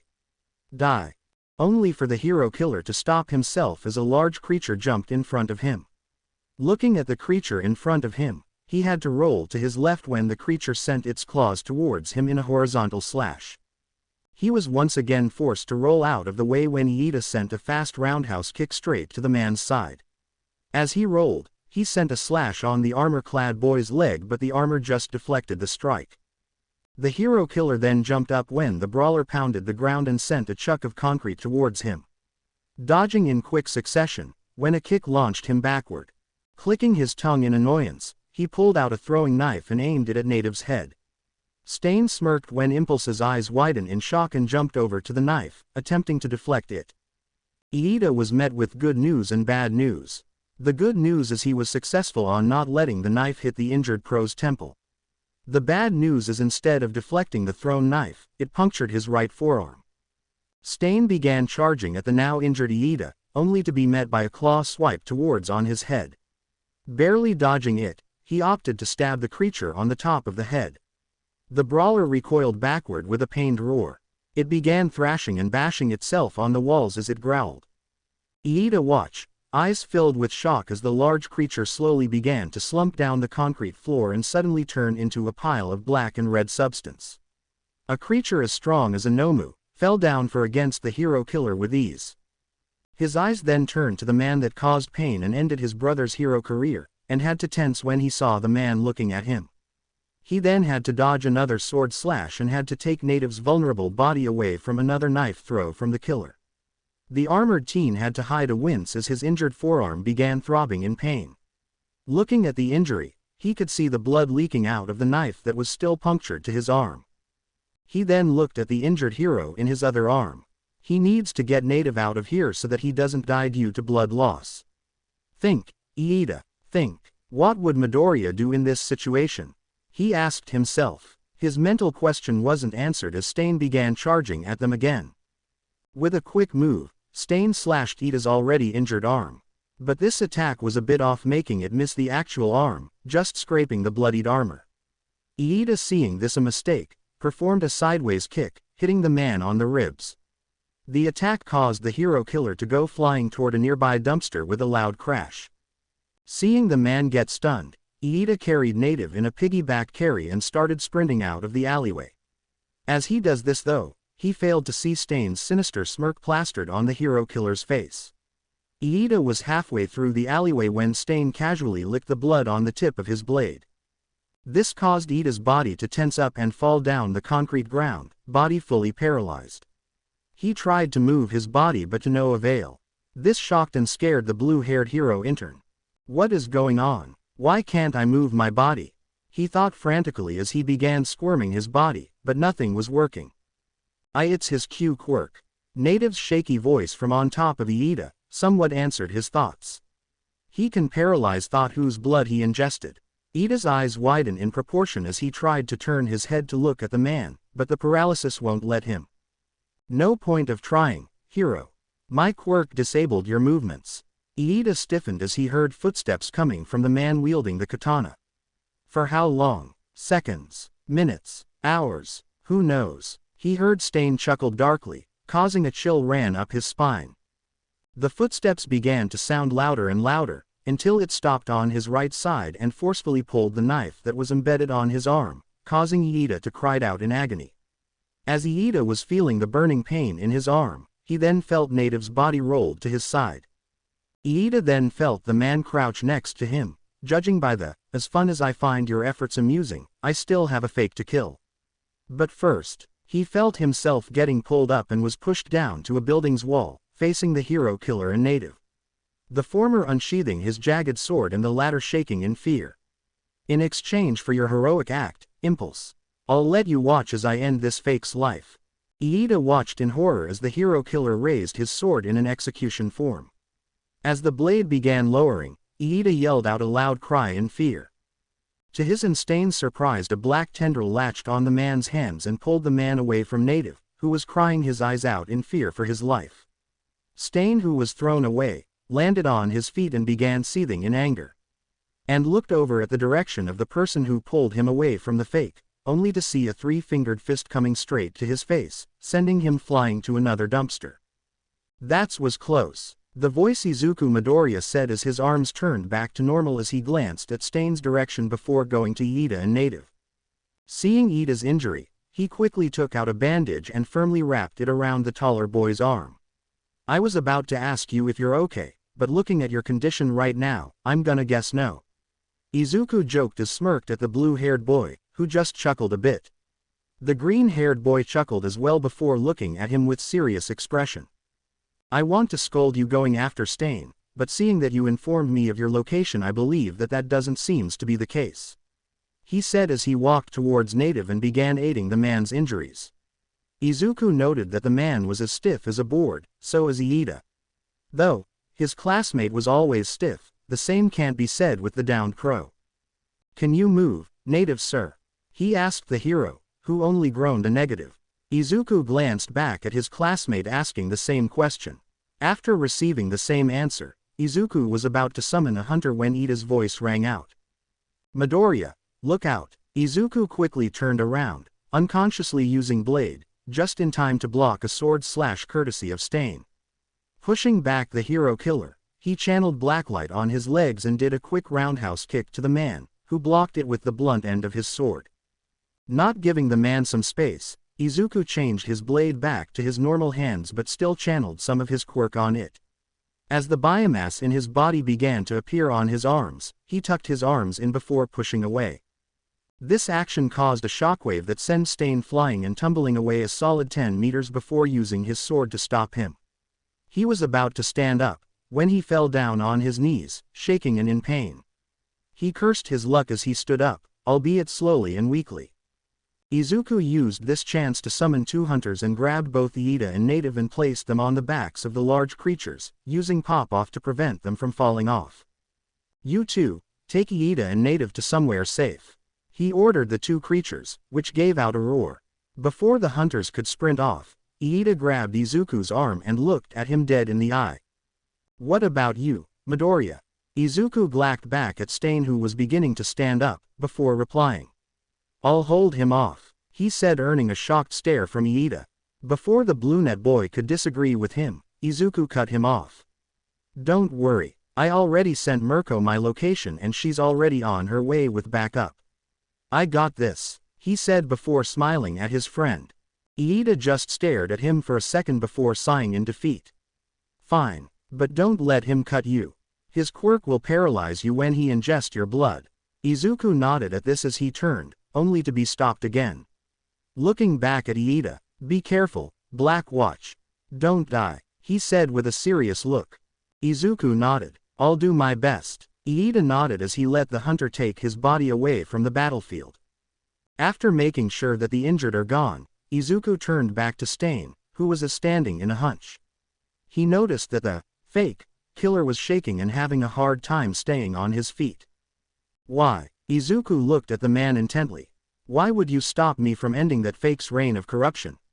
Stain asked in a yell, glaring daggers at Izuku. Izuku just shrugged. "I don't know, maybe because murder is a crime," he said rhetorically, making the man growl in anger. "Plus, isn't it a hero's job to meddle on other people's business?" If Stain was surprised, he didn't show it. This kid. Instead he masked it with an enraged look. "This world must be cleansed from the fakes of this society," he yelled as he raised his sword. He then charged forward in a speed Izuku didn't expect. In a second, Stain was right on his face. Quickly summoning claws, he caught the sword on one hand and sent the other to the man's arm. Stain pushed off Izuku, with a kick to the hero intern's chest. His claw scratched the man's arm, but just a bit. But enough to draw blood. In a quick motion, he backflipped before landing on his feet and charging the man with the same speed. The flip masking the moment Izuku consumed Stain's blood and the shit-eating grin he has on his face. Bloodcurdle acquired. In blink of an eye, the two clashed together. A loud clang of steel echoing in the alley. Izuku and Stain exchanged blows with each other, trying and forcing each other to make a mistake for the other person to take advantage of that mistake. As the two meet in the middle again, Stain used his free hand to grab another throwing knife and swipe Izuku in the cheek. Smirking, when he saw blood, his success was thrown out of the window when Izuku slashed him his still outstretched arm with his own claws, also drawing blood. The two pushed off of each other and flipped a good distance from each other. Stain just smirked at the boy. "As heroic as you are, you already lost. You are no match for me," he said as he brought the bloodied knife to his mouth and casually licked the crimson liquid, activating his quirk. Expecting Izuku to fall down, he didn't. Stain looked puzzled at this and narrowed his eyes. "Why aren't you affected by my quirk?" Izuku looked at the man with his crimson eyes and floating hair, smirking at the hero killer. "Oh, did I forget to tell you I erased your quirk? I'm sorry, but you're the one who lost," he said as he licked the blood from his claw. "Wah!" The man was cut off from what he was going to say when he fell down limply on the hard concrete floor. Body fully paralyzed. How did you?" He was cut off when Izuku began walking towards him, disarmed him and wrapped his body with tendrils. "Oh, I copied your quirk the first time I cut you," Izuku said as he carried the man with one hand and the other outstretched towards the pile of flesh resting on the ground. The flesh suddenly moved up and snaked its way towards Izuku, seemingly absorbed by the green-haired boy. The realization came to Stain's mind as his eyes widened. "I already lost the moment you made me bleed," he said it in a shocked voice. Izuku snorted a bit until a rush of memories entered his mind. Humming a bit with the interesting and graphic memories he saw. "Oh, how the tables have turned. Stendhal," he smirked at the man who was wide-eyed but just kept silent. Izuku began his way towards the exit of the alleyway, not without placing on hand on his earpiece. "Mirko, Stain has been captured. I repeat, Stain has been captured." As the two exited the alleyway, they were met by Mirko, who was smirking at Izuku. "Damn kid, you're just an intern yet you captured one of the most wanted criminals in all of Japan. I knew I did the right choice on picking you," she said as she smacked Izuku on the back in a good-hearted nature. Izuku just scratched the back of his head and smiled at her sheepishly. "Oh, I just got lucky." This earned him a smack on the head from the Scowlong Rabbit hero. "Don't go Sakuno on me, brat. You did amazing. Not even I can't catch a high-level villain in my internship back in my high school days," she said as another smile appeared in her face. "A genuine one. I'm glad you're safe. I was worried out of my mind." She did what no one would expect she would do. She hugged him. The hug caused Izuku to froze up. "Wah, Mirko's hugging me, Mirko's hugging me," he thought as his face turned into a tomato, maybe even redder. Stain was just looking over Izuku, who just got released from the hug, with a scrutinizing look. He's like him. He's like All Might. And how did he knew I was Stendhal?" But before Stain could continue his thoughts, he was suddenly lifted to the sky. Looking up, he saw the winged Nomu. The crowd below began yelling in panic as the creature began flying away from them. Mirko was about to jump up, a blur of red and green ran past her. Looking up, she saw Izuku wall-running on a building before jumping up and using glide to catch up with the Nomu. As soon as he was above the creature, he used his blade to cut off the Nomu's wings, causing it and Stain to fall down to the ground. Not wanting Stain to fall down to his doom, Izuku used glide and caught the man. He then used this momentum to land onto the falling Nomu's back. With a crunchy landing, Izuku knelt down, panting. He used too much biomass and he had eaten every protein bar that he brought. Looking to his side as something landed next to him. The wings he cut off from the Nomu. Not even hesitating, he took the wings and crushed them with his claws as he began consuming it. After absorbing the wings, he was startled by the amount of killer intent he suddenly felt. "Endeavor, you damn fake." Izuku looked at the owner of the killing intent. It was Stain.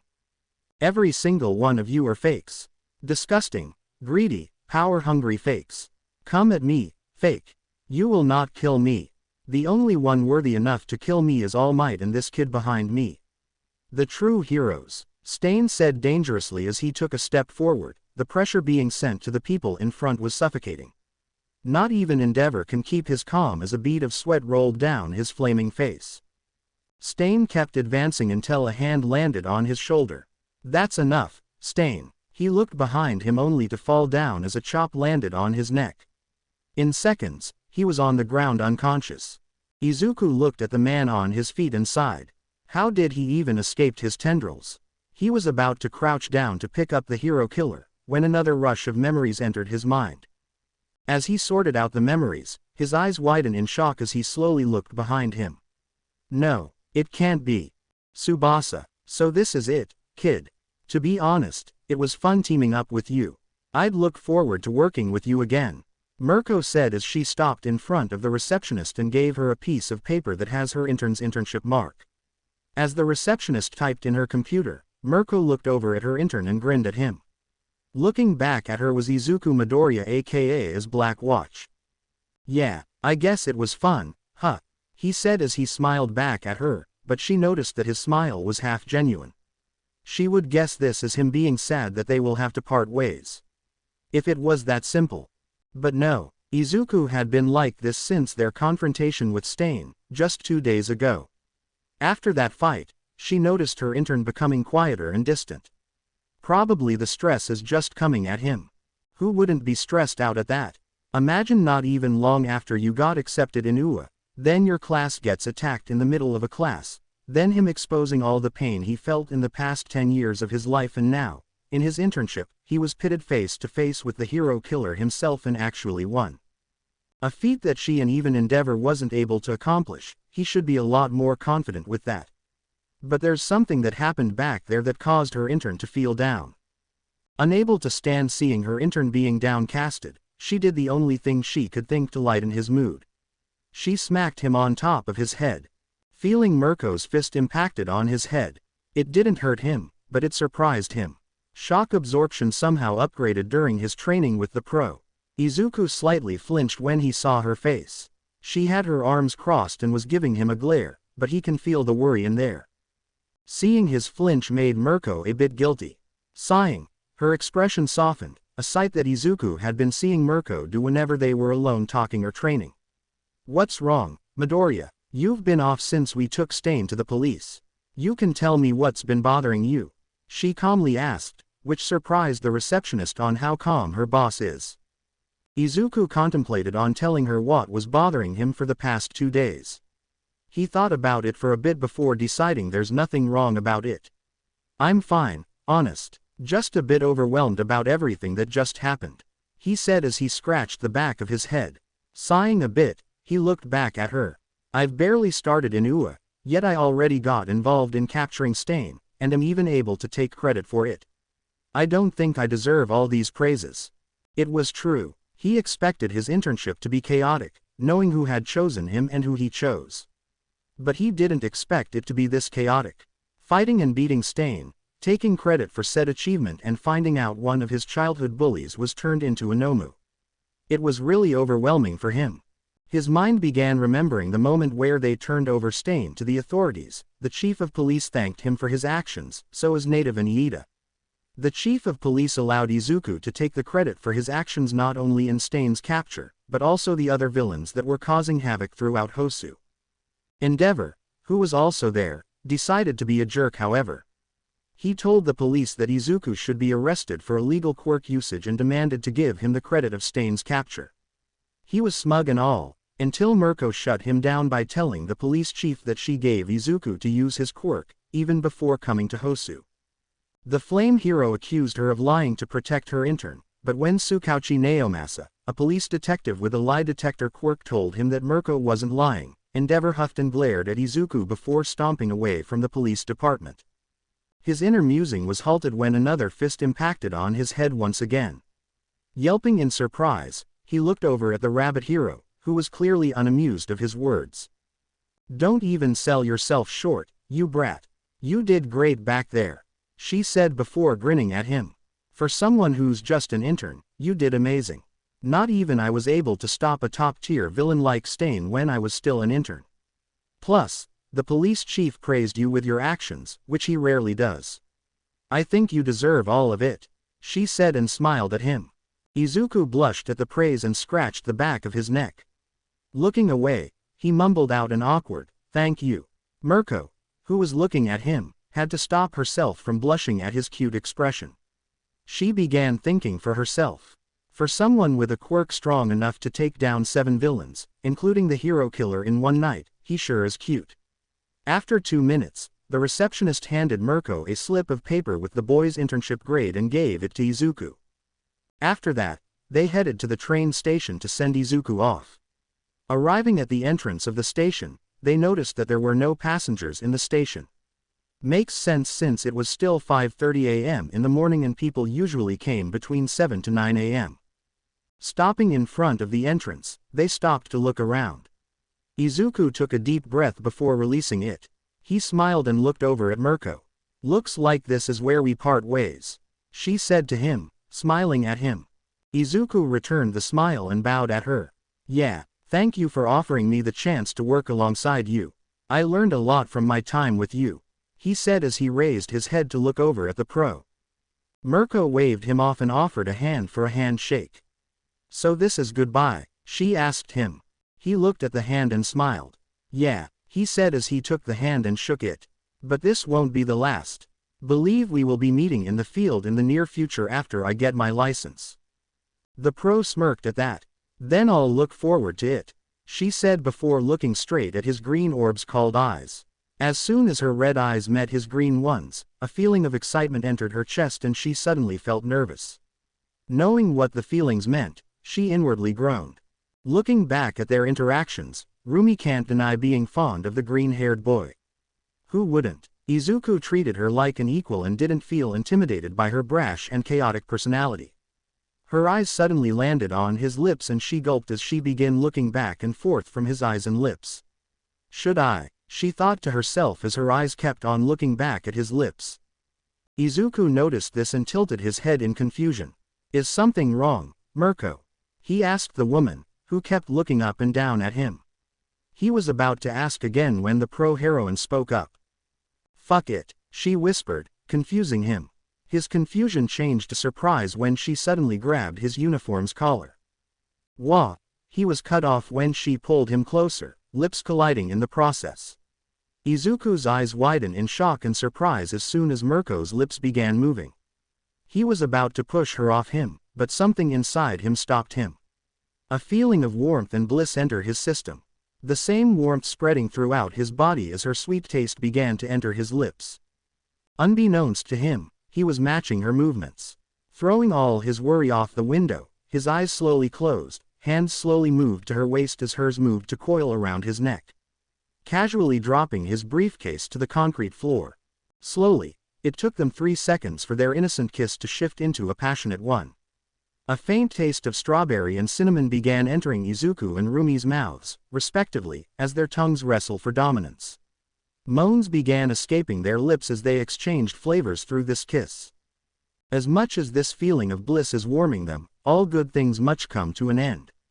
It came when Izuku bit her lip, making her moan loudly for both of them to snap out of their intimate moment. Pulling away from each other, Izuku could see through half-lidded eyes Mirko's whole face. Her caramel skin contrasting the flush spreading across her face. Her eyes, also half-lidded, was filled with passion and pleasure. Izuku was sure he saw a small heart in her pupils, but he shrugged off that idea. Her lips now slightly wet and swelling due to the kiss they shared. All in all, Izuku was stunned to see the fierce and brash rabbit hero turned out to look this sexy and a lot more feminine in his eyes. And he was the cause of this. Izuku's observations was cut off when the train announcement rang throughout the station. That's when panic filled him as he frantically looked all over the place. Worried someone had seen them. Thankfully, there was still no one in the station except for them. Mirko, seeing Izuku's panicked expression, chuckled a bit. He looked cute in his panicking state. She bit her lip when her eyes again landed on his slightly swelling lips. As much as she hated to admit it, she wouldn't lie when she says that the kid was one hell of a kisser. Judging by his reactions earlier, it was probably his first kiss, which would add up to him being a good kisser. Okay, maybe good is an understatement. But you get the point. Hearing another train announcement, Mirko cleared her throat and looked directly at the boy. The boy looked at her as the rabbit woman gave him a small smile, blush still coloring her dark skin. Well, looks like this is where we part ways. Consider that kiss a parting gift, she said before smiling at him widely. See you around, Izuku, she said before turning and began walking away. Izuku dumbly watched as her figure slowly faded from his sight. Smiling a bit, Izuku whispered, "See you around, Rumi." He then picked up his briefcase from the floor. Taking one more look on the pro's direction, he smiled before turning to the entrance of his destination station. Swiping his train card, he quickly went to his station. Back in the Midoriya household, Inko suddenly had the urge to flood the apartment as if her baby had become a man. Before he could enter the train, a movement caught his eye. Turning to the left, his eyes widened when he saw the hunter he left in the train 2 days ago. Staring at the creature, he chuckled when it, for some reasons, it yipped at him. "You've been waiting for me?" he asked the creature and smiled when it somehow nodded repeatedly. Smiling at it, he reached out his hand to it. "What are you waiting for? Let's go home." As soon as he said that, the hunter lunged at his hand. It turned into black and red tendrils before it was absorbed into Izuku's hand. Huffing in satisfaction, Izuku continued to walk towards his train, failing to see a girl with straight hair that reaches down to her waist, with 2 ear-length clumps and a neat fringe framing her face in its color is somewhere between baby blue, lavender and pale gray.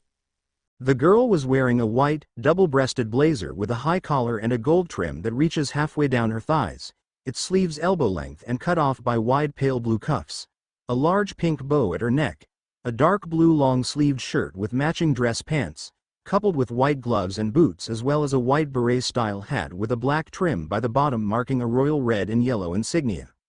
She was also wearing a golden monocle over her left eye. The color of her eyes are periwinkle.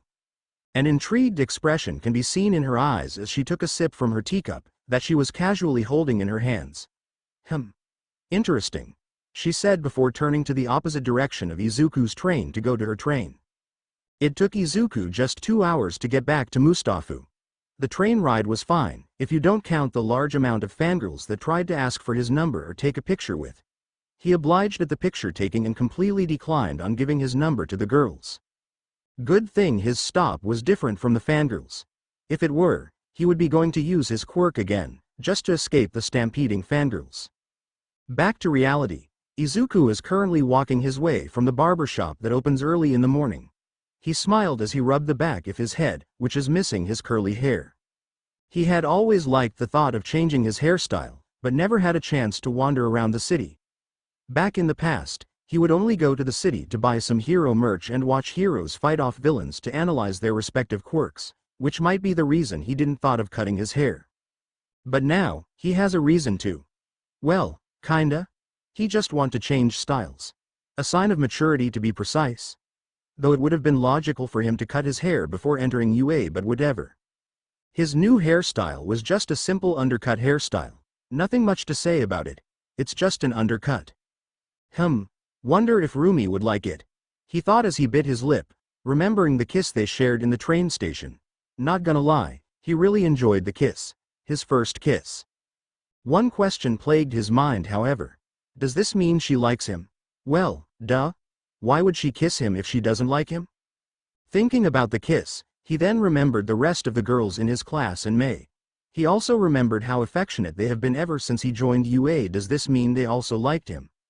Well, so far, Ochako, Mina, Toru, Tsuyu, Momo, Kanoko and Mei were the most obvious ones. Kyoka is a maybe, but Izuku remember catching her staring at him. Midnight is a bit risky, though she was a bit forward with her flirting. She is also his teacher and a pro, which would make it weird. Then again, Mirko did kissed him, a passionate one that is.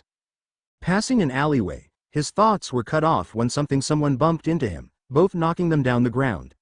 Looking at the one's that bumped into him, he saw 2 girls.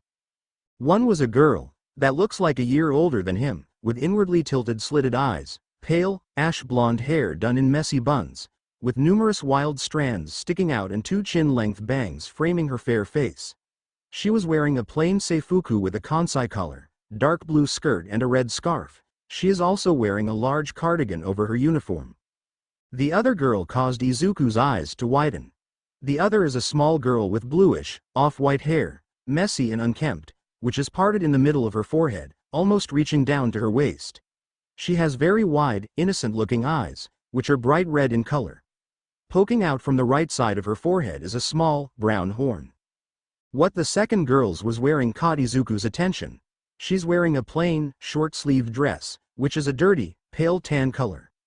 Bandages are wrapped around both her arms and legs, stopping at her wrists and ankles, underneath which she is shown to have numerous scars. He was about to ask if they were all right, when he noticed something in the cardigan of the first girl. It was red. Blood. Lots and lots of blood. As he was going to fish out his phone from his pocket, the small girl clutched into Izuku's uniform. Ever so slightly, Izuku can hear her shaky whisper. Please help us. H's CC coming, she said as her hand gripped his shirt as if it was her lifeline. Izuku's eyes narrowed.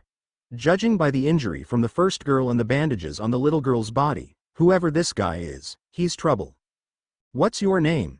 Izuku asked her as he fished out bandages from his briefcase. Eri, she stuttered out, voice sounding in clear distress. What a pretty name. I'm Izuku, he said before taking out a roll of bandages, disinfectants and cotton balls, and then looked at the shaking child. Eri, I want you to let go of me for a bit but stay close to me, so I can help her heal her wounds, okay? Will you be able to do that? Izuku asked softly to not scare the little girl. Seeing her nod timidly and letting go of his shirt, Izuku smiled and began patching up the first girl's injury. Turning to the injured girl, Izuku looked at her and gave her a small reassuring smile. "It's okay, miss. I'm just going to clean your wound and patch it up to stop the bleeding. Will that be alright?" The girl didn't give any signs of rejection, but she did give him a pained yes, which Izuku obliged. Just the occasional groans and hisses of pain while Izuku tried to clean her wound, which was surprisingly not that deep, judging by the large rock spike embedded on her torso. After patching up her injury, Izuku was about to ask her what her name is when a voice called out from the alleyway they're in. "Eri. There you are. I've been looking over for you." Izuku noticed Eri's immediate flinch as she once again clutched onto his clothes. "So this is him?" Izuku thought and slowly looked over the man who called Eri. Izuku saw a pale young man of narrow build with short, shaggy auburn hair, parted to the right. Eyes are thin, their irises small and gold, with rather long lower eyelashes and small eyebrows. He was wearing a black dress shirt with matching dress pants, a pale gray tie around his neck and a belt with a long, thin buckle around his waist, with 3 beaded lobe piercings in his left ear. Over this, he wears a dark olive green bomber jacket with a thick purple fur collar and white lace-up sneakers with tan soles and no socks. He was also wearing white surgical gloves he wears on his hands and a magenta plague mask he wears over his mouth, which is tipped and embroidered with gold. "I'm sorry for the inconvenience of my daughter. She had been quite problematic these days," the man said, not noticing the injured girl behind Izuku. "Eri, come on. We don't want to disturb the young man from his day, right?" he asked the little girl, who somehow ended up almost hugging Izuku. Izuku was eyeing the man cautiously when Eri spoke up. Don't give me to him, please," she whispered, shaking rapidly. "Don't worry. I won't," he whispered back as he patted her head. He then looked up at the man. "If I'm not intruding, why are there bandages all over this little girl?" The man just gave Izuku an eye smile before talking. "Oh, you know, kids are quite reckless these days. Going into places they shouldn't been and running off without an adult nearby." That answer didn't really convince Izuku and he casually used thermal vision to check for anyone nearby, and to his relief there is no one near them. "One more question, sir. If that's okay," he asked the man, who looked slightly annoyed but quickly masked it with a fake smile. "Do you perhaps know why she is so scared of you right now?" "Well, because she did something that she shouldn't have done," the man said. Annoyance can be clearly heard in his voice. Are you sure? It looks like she clearly doesn't want to come back to you. Heck, you don't even look like his father." That was the last straw for the man as anger can now be seen in his eyes. "Eri, get over here before anyone gets hurt," he said in a commanding voice as he started removing his gloves. An action that didn't went unnoticed by Izuku. A touch-based quirk, he thought as he channeled erasure on his eyes and held onto the little girl, who was panicking and pushing Izuku away, to no avail. Seeing Izuku hugging the girl, the man clicked his tongue as he ran towards the two, hand outstretched, quirk ready to use. As he reached Izuku, he was shocked to see his quirk didn't activate.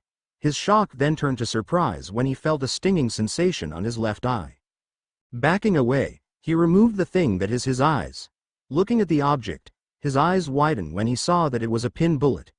Looking over at the trajectory of the bullet, his shock turned to rage when he saw the injured girl, leaning on the wall, gun pointer at his direction. Seeing the distraction from the man's expression, Izuku stood up. Not before, whispering something to Eri. "Close your eyes," which she shakily followed. Letting the little girl go, Izuku stood up and quickly lunged towards the unsuspecting man. Arm transformed into blade. With a quick slash, the masked man's arms fall off its sockets. The man's muffled voice echoed in the alleyway. "Good thing there isn't any people nearby or this wouldn't go smoothly." Absorbing the man's blood on his blade, Izuku saw the man's memories, but something was wrong. He can't feel the man's quirk. He was sure the man has a quirk.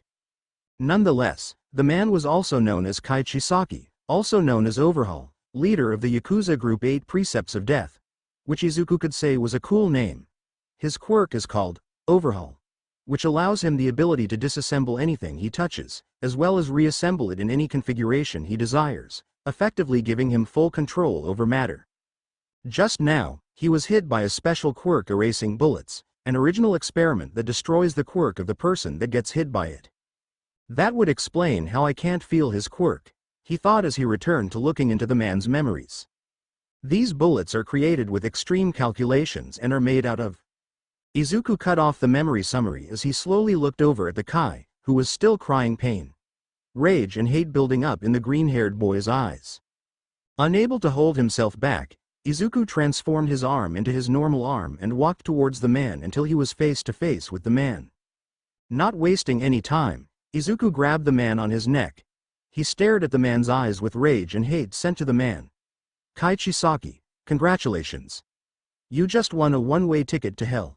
Let me do the honor to send you there myself.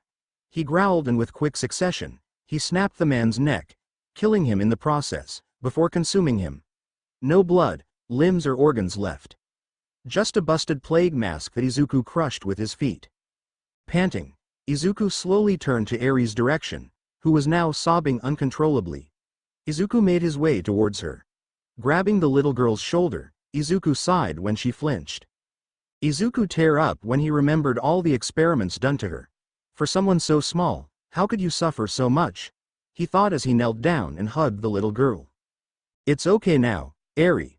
The bad guy won't hurt you anymore, he whispered, shocking the little girl, who looked at him with wide teary eyes. She tackled him to the ground and hugged him tightly, whispering thank yous. You don't have to worry anymore. I'll make sure no one hurts you, he said as the girl cried herself to sleep.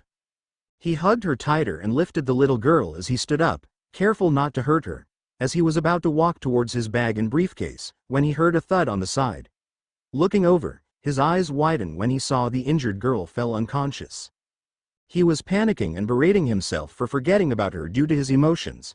He began thinking about ways to take her to the hospital, but the nearest hospital is in the opposite end of the city, and the girl was still injured. Remembering where he is, a plan went into his head. If he isn't mistaken, Ua is just 2 blocks away from here. Nodding to himself, he used tendrils to tie Eri to his torso, keeping her secured and letting him move easier. Walking towards the injured girl, he had to stop himself from blushing because on how cute the girl looked like. Crouching in front of her, back facing her, Izuku did his best to set her in a piggyback ride as carefully as he can. After setting her up on his back and double-checking that they won't fall using tendrils, he began running to UA. Hoping recovery girl is there. It is Sunday after all. In a bar in Kamino Ward, a screen suddenly turned as a voice spoke from the other side of the screen. Kurogiri, are there any news regarding Wolfram? The voice asked the mist-covered bartender. Looking up to the screen, Kurogiri, who was cleaning some glasses, shook his misty head. Unfortunately, there aren't any information where Wolfram's whereabouts are at the time being, Sensei. I will have to ask Jiren for information regarding his location or status. Sensei. Huffed from the other end of the screen. Any progress from young Tamura? Kurogiri sighed before placing the shot glasses on the cabinets. I believe he is becoming a lot more aggressive after his plan of finishing of Stain went to failure, so is his plan to make a statement by sending some Nomus into Hosu. His aggressive tantrums had worsened after he saw the news of one of the hero course students in Ua was the one who stopped the Stain and the Nomu, respectively. He heard Sensei hum before he spoke up. Looks like we will be laying low for a bit. In the meantime, when you seek out Jiren, send a request to him for some new recruits to expand our party like young Tamura would say. I think it's time for young Tamura to learn the basics of working with others and leadership. Will do, Sensei. Kurogiri said before the screen turned off. Waiting for a couple of seconds to make sure Sensei was no longer listening in, Kurogiri then growled as he crushed the shot glass with his bare hands. How much longer do I have to wait for someone to save me from this facade? He thought as he looked at a nearby mirror. How long do I have to endure all this humiliation and stay as Kurogiri? In UA, a pale-skinned girl with a shapely and attractive build, blonde hair and blue eyes with spectacles, stood there observing the campus. She had been looking forward being able to join the school. She was about to walk inside, when a green blur suddenly passed her, almost sending her down the ground. She heard a distant, sorry, and looked over the direction of the voice. But there was no one but a dust trail. She was about to follow the trail out of curiosity when a voice spoke up from behind her. Melissa, why haven't you entered yet? She looked over to see All Might in his skinny form walk towards her in an oddly large suit. Oh, Sorry, Uncle Might. Just got distracted, she said sheepishly. Yagi chuckled at this and patted her head. I understand. Come on. Nezu is expecting us, he said as he grabbed her by the shoulder and led her inside before turning a left. Unbeknownst to him, Melissa's eyes was looking at the right side, the direction where the dust cloud was heading. Who was that just now? She thought as she looked away. So let me get this straight, Aizawa started. Instead of retreating and asking for a pro-hero's help, you took matters into your own hands and killed a villain, he asked in a disapproving tone. He just got news of Izuku arriving at UA and bringing 2 unconscious girls. It wouldn't be that big of a deal for him since he trusts the boy to make a logical choice. But hearing that the boy had killed a villain didn't go well for the hero. The hero's words didn't faze Izuku, who kept his eyes on the 2 girls on the hospital beds. Either kill him, or he'll kill me and the other girl, then continue his experiments on Eri. I had no other choice, he said nonchalantly, not even looking at the man. Aizawa just looked at him incredulously. What do you mean you have no other choice? You could have called out for any nearby heroes too. He was cut off when Izuku spoke up again. We are nowhere near any heroes or police officers. I checked the area using my thermal vision while I was talking to him. No one was there to help me, he said as he looked over at the man. And besides, he deserved to die. As he said that, the man grabbed the collar of his uniform and pulled him closer. Just because he's a villain, it doesn't mean that you had to kill him. That's not what heroes do, Midoriya, he said, gritting his teeth. It just makes you no better than him, he said, activating his quirk to prove a point. But Izuku wasn't fazed by this. I don't give a damn, he said to the man, who was surprised by his loud voice.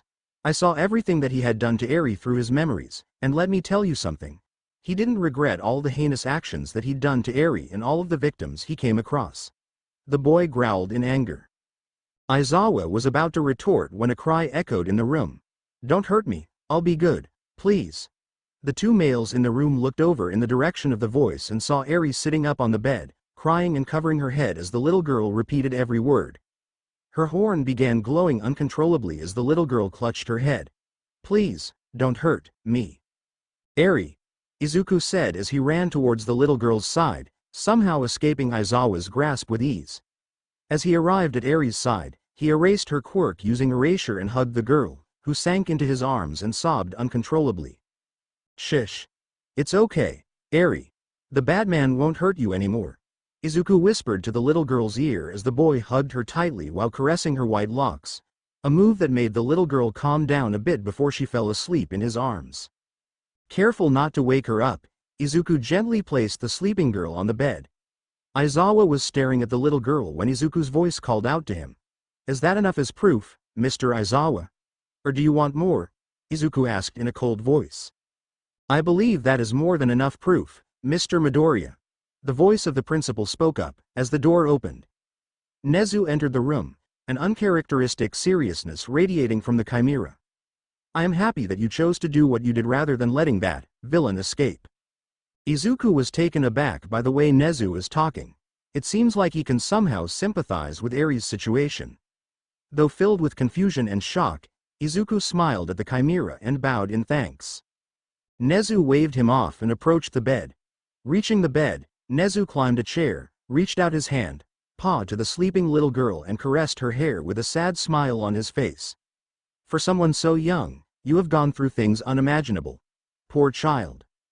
Retracting his arm, paw from the little girl's hair and sighed. Looks like the dorm system is going to be needed after all, he whispered, but Izuku heard it. Dorm system? He asked, eyebrows raised in curiosity. Nezu nodded. Yes. The staff and I discussed the introduction of a dorm system after the USJ incident had happened, but had to dismiss it due to the paperwork given by the sports festival and the internships. We had to postpone it, he said before looking at Eri and back to Izuku. I'm pretty sure Eri might need a place to stay. Though your home is an option, it would be risky not only for Eri but also for your mother to be in the same place. They will become a target if ever the other Yakuza group members would find them. Aizawa finished, making Nezu nod. Aizawa pinched the bridge of his nose. I don't get paid for this shit, he grumbled. Nezu chucked and looked over at Izuku. Not only that, The dorm system will serve for those students exposed to high-ranking villains and incidents, such as you, Todoroki, and Iida in the Hosu incident and the hero killer's capture. Which reminds me, he paused before looking over at Izuku with a smile. Congratulations on ranking 35th, Izuku Midoriya. This made Izuku blink in confusion. Before he could ask what he meant by that, Aizawa pushed his phone out in front of Izuku. The boy was surprised by the sudden action but snapped out of it when he saw what was on the phone, which made his eyes grow wide. Izuku, Black Watch, Midoriya, a Hero course student, voted to be ranked 35th in the Hero Billboard chart JP after successfully capturing the hero killer Stain and saving 27 civilians during his internship with Mercer, making him the first hero student to rank this high. Izuku was gaping like a fish out of water. If it weren't for Eri being in his arms, he would have fallen down to the floor, unconscious. The idea of him becoming a high-ranking hero was his dream, but for it to happen in just a short time and in his internship, nonetheless, made it quite overwhelming for the Blacklight user. He reread the news article once again and noticed the date. Wait. This was made a day after Stain was captured. How am I just knowing about this? He asked in an exasperated tone. Oh, that? It was Mirko's idea. She said it would be a good surprise when you return to UA. Nezu said, chuckling at the boy's twitching eye. Sighing in exasperation, he spoke up. Also, how can I rank this high if I still don't have a license? He was cut off when Nezu showed him a card. Looking at it, Izuku was shocked to see what it was. A hero license with his name and picture on it, his own hero license. He shakily took it from Nezu's hand, paw, and inspected it. Provisional Hero License Name: Izuku Midoriya Agency, UA High School. Grade: First Year, Class 1A issued. XXXX 20XX Quirk, Blacklight. Hero Name: Black Watch, Temporary, with the unanimous decision votes of the top 10 heroes and the Hero Public Safety Commissions deeming you worthy due to your heroic actions not only in Hosu, but also when you helped Todoroki remember why he wanted to become a hero. You are now officially a hero. Nezu said as he extended his arm, paw, to the boy. You can now be called out to the field whenever someone needs assistance. On behalf of the UA staff, I congratulate you, Izuku Midoriya. Izuku was snapped out of his stupor when a tear fell down the license. He didn't realize that he was crying. Izuku sniffed and wiped off the tears in his eyes. Smiling at the chimera, Izuku shook hands, paw, with Nezu. Thank you, sir. I'll do my best. In the corner of the room, Aizawa was smiling under his scarf. It's been so long since he first met Izuku in that warehouse, practicing his quirk and telling him his story, dream, and his quirk. He wouldn't admit it, but he sees Izuku as his favorite student, maybe even a son that he never had. Albeit, a troublesome one that is. Nonetheless, he is proud that one of his students had achieved their dream to become a hero. One down, 19 more to go, he thought. As Nezu and Izuku stopped their handshake, the chimera's expression changed to seriousness. Now that that's out of the way, let's get back to topic. Clearing his throat, Nezu continued. The staff had all voted for the dorm system to be made official after the final exams. But because of the Hosu incident and your early hero induction, we will be forced to make the dorm system official a week before the final exams. Izuku was about to talk when Nezu talked again. In spite of the dorm system being made official for the students and little Eri's safety, there is one problem, Nezu said as he turned his head towards the other girl lying unconscious on the bed. Turns out, this girl is called Himiko Toga. The same one that killed more than 15 people due to stabbing and blood drainage. Nezu sighed at this and spoke up once again. It was even speculated that she was the person to have killed her classmates by sucking his blood using a straw, but we have no proof of that. Izuku's eyes widened like plates. This girl, Himiko Toga, is a villain? A murderer? A serial killer? Then why did she save Eri? Why would she protect someone if she could just kill her? Somehow answering his inner questions, it appears to be that her actions of saving young Eri has one reason, Nezu said before pointing to Izuku. I believe she had done it because of you.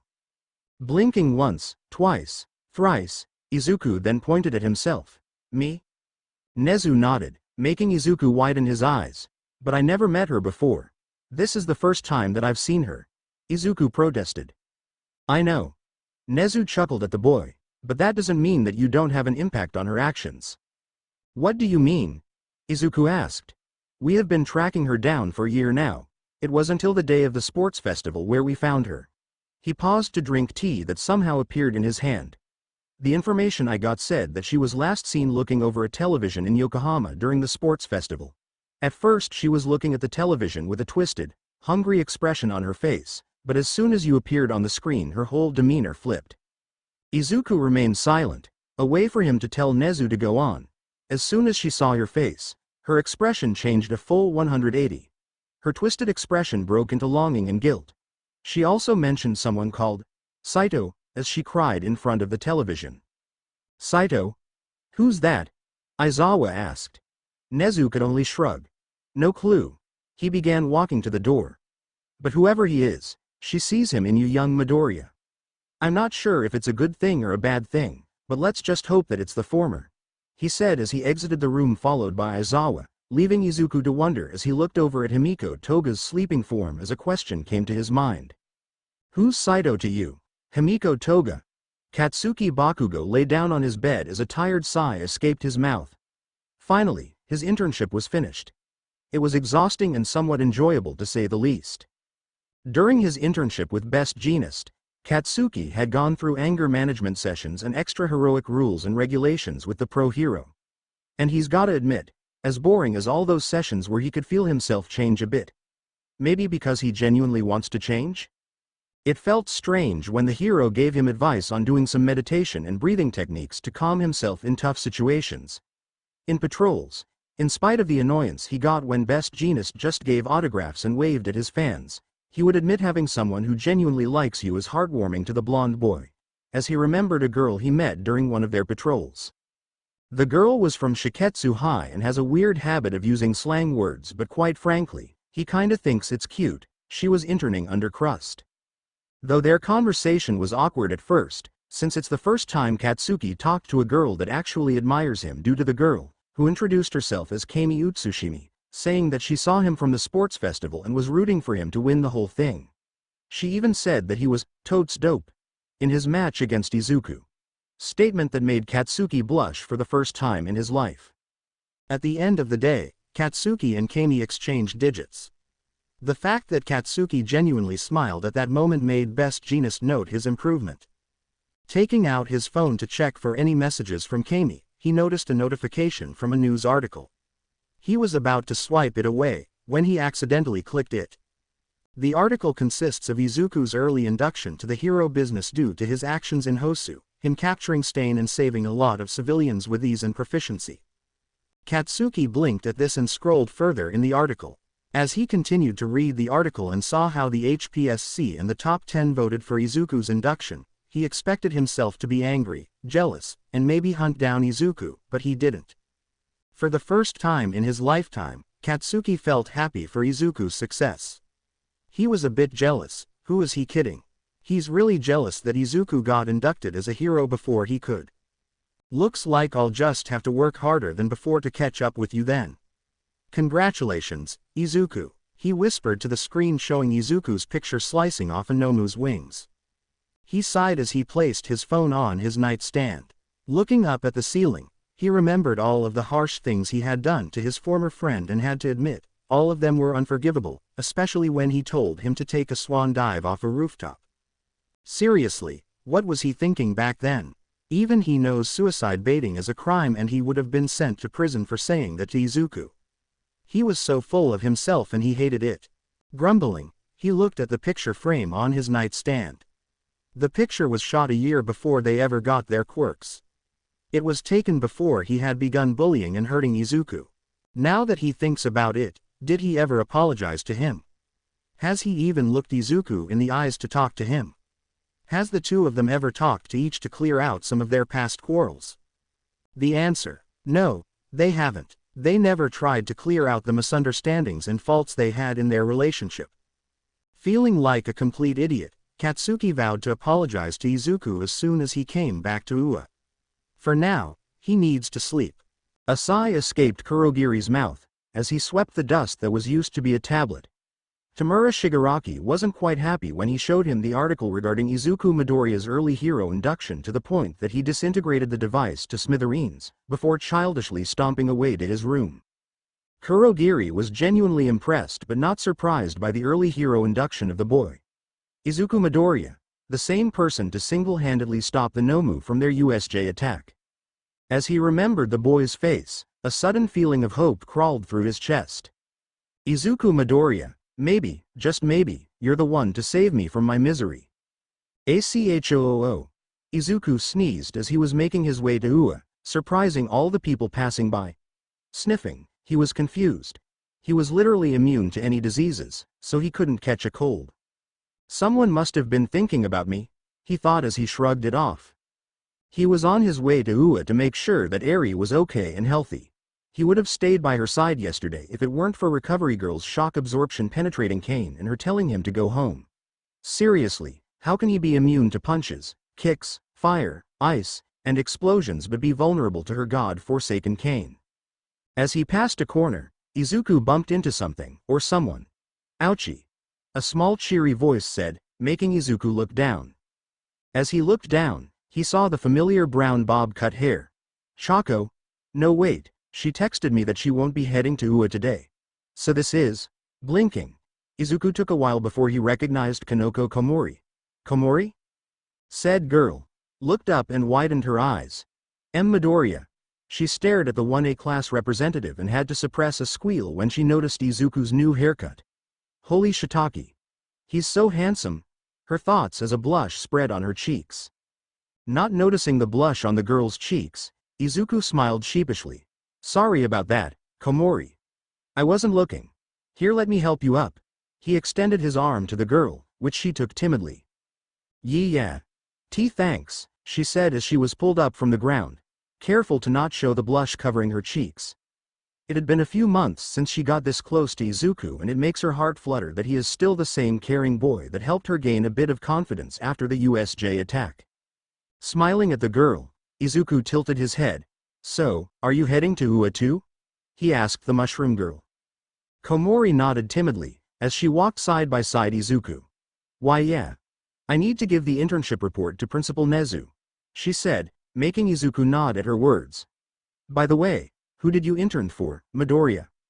I interned for Mirko, since she sent me an internship request and a high-ranking hero, Izuku said, suppressing a blush as he remembered the heated kiss he and the heroine shared. How about you? Who did you intern for? Oh, I interned for Backdraft, she said, smiling at the boy. He also sent an internship request to me. Nodding at her, Izuku spoke up. I see. Looks like he saw potential in you. Why yeah. Maybe. She whispered, before looking straight to the road. Seeing Ua up ahead, she continued to walk. As they continued walking towards Ua, an awkward silence filled the air. Izuku to himself felt something off with Komori, beside the part that he is fully aware that she likes him. Unable to keep his curiosity, he looked over at the girl and stared at her. Feeling the boy's stare, Komori couldn't help but turn crimson. Is something on my face, Midoriya? She stuttered out, completely avoiding eye contact. Not hearing a response from the boy made her nervous. Komori, did you perhaps cut your hair? Izuku asked out of nowhere. The question made the girl's eyes widen in shock. She only cut her hair a few inches, making it look similar in length with Uraraka's hair.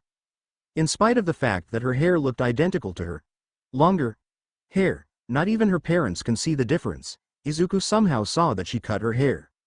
Pressing her index fingers together, she nodded timidly. Yes. I did cut my hair a few inches.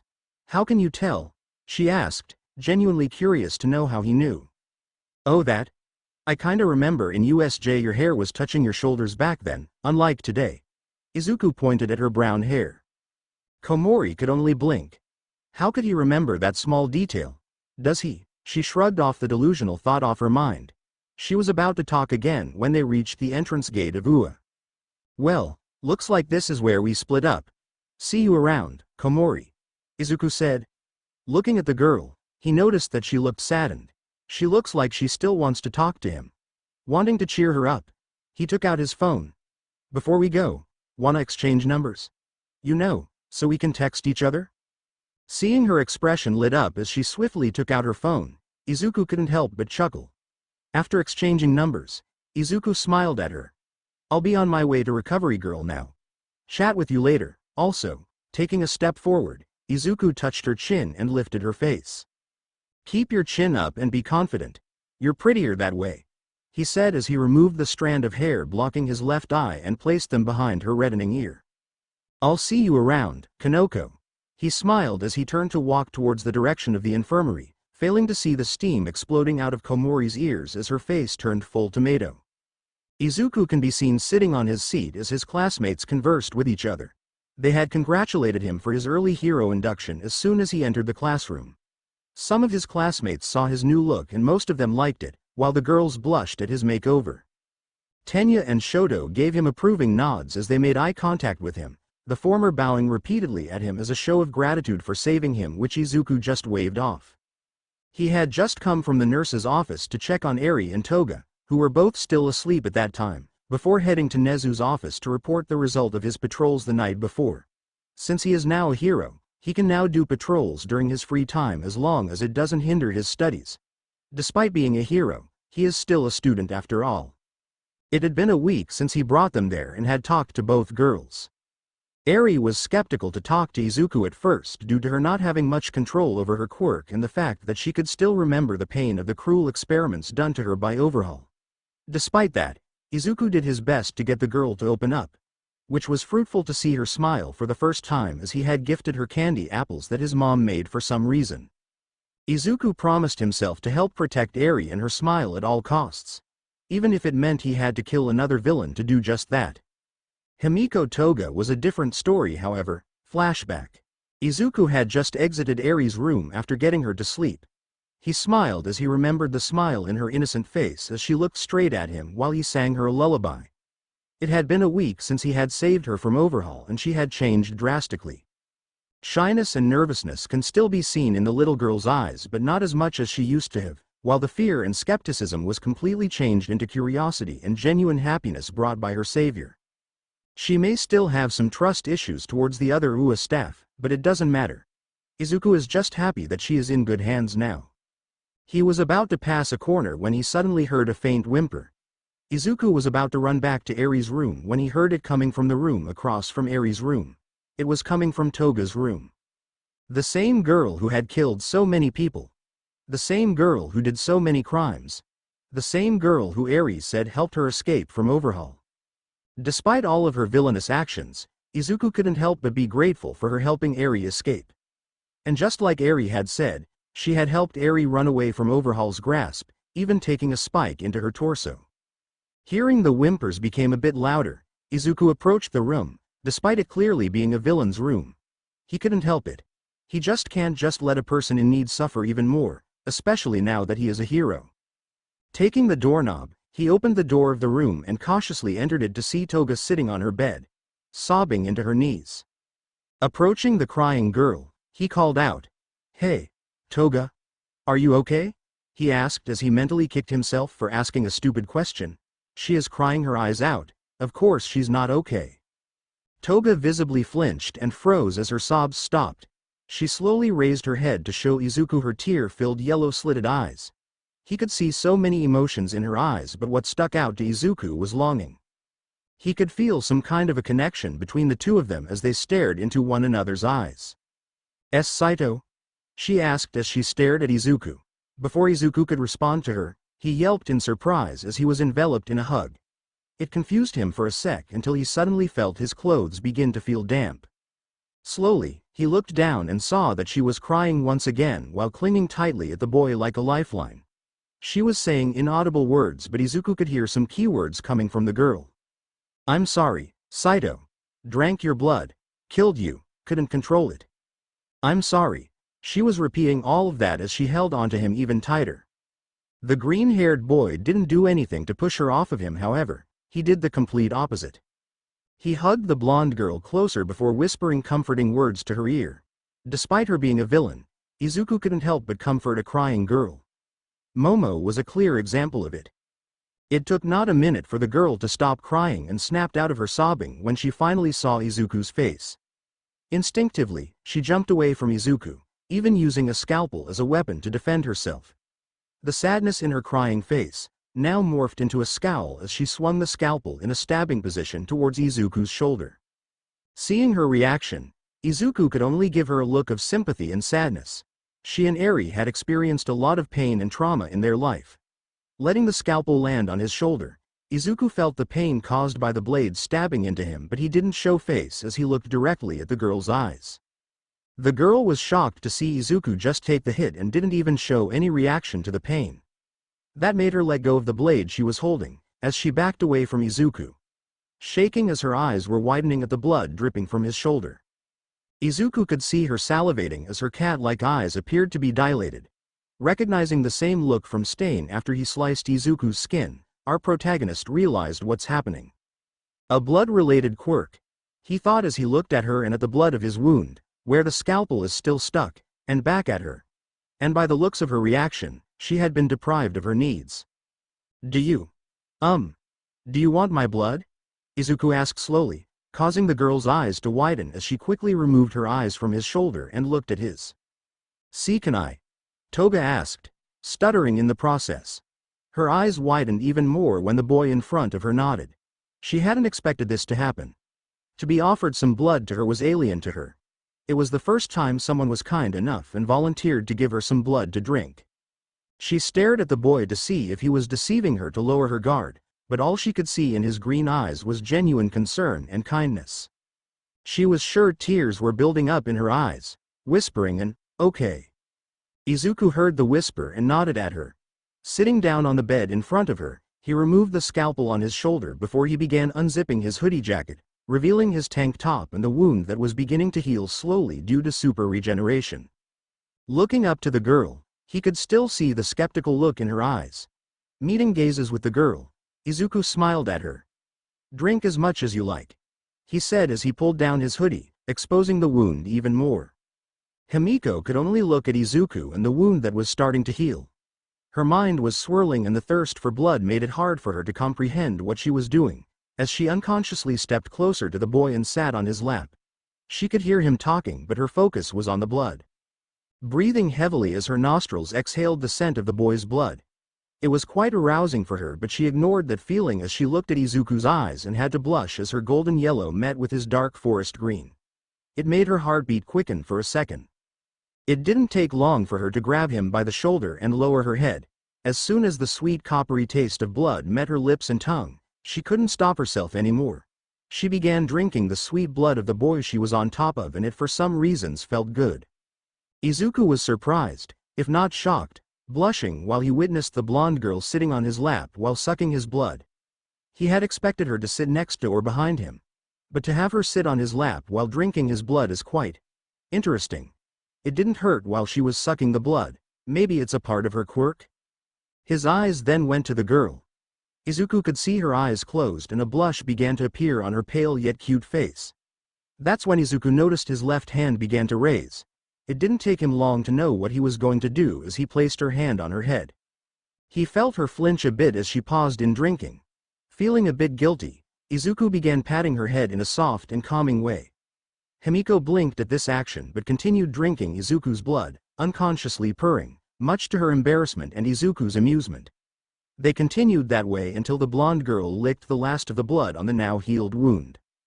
Thank you for the blood."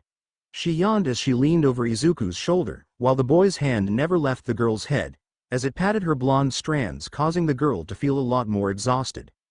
Izuku could only nod as his cheeks began to redden as he now realized that their position is somewhat awkward. He was sitting on a hospital bed with a girl sitting on his lap and they were basically hugging each other. He was wishing every deity in the heavens the recovery girl doesn't come here to save him from the embarrassment.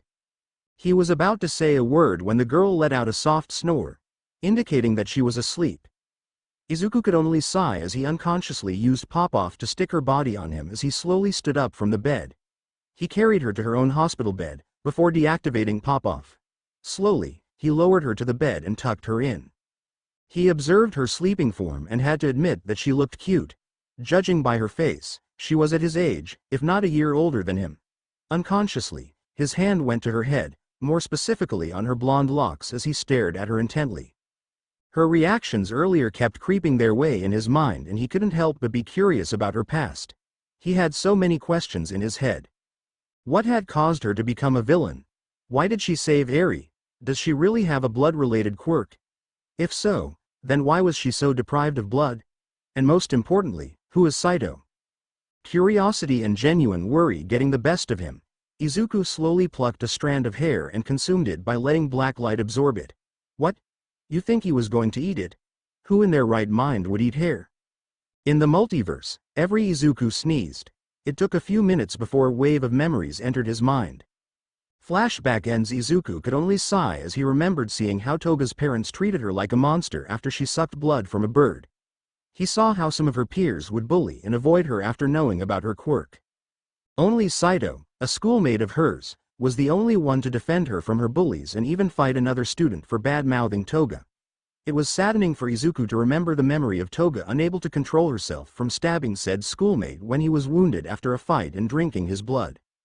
But what made him sympathize more for the girl is that all the killings and crimes she had committed were all acts of self-defense from thugs, muggers, and even molesters.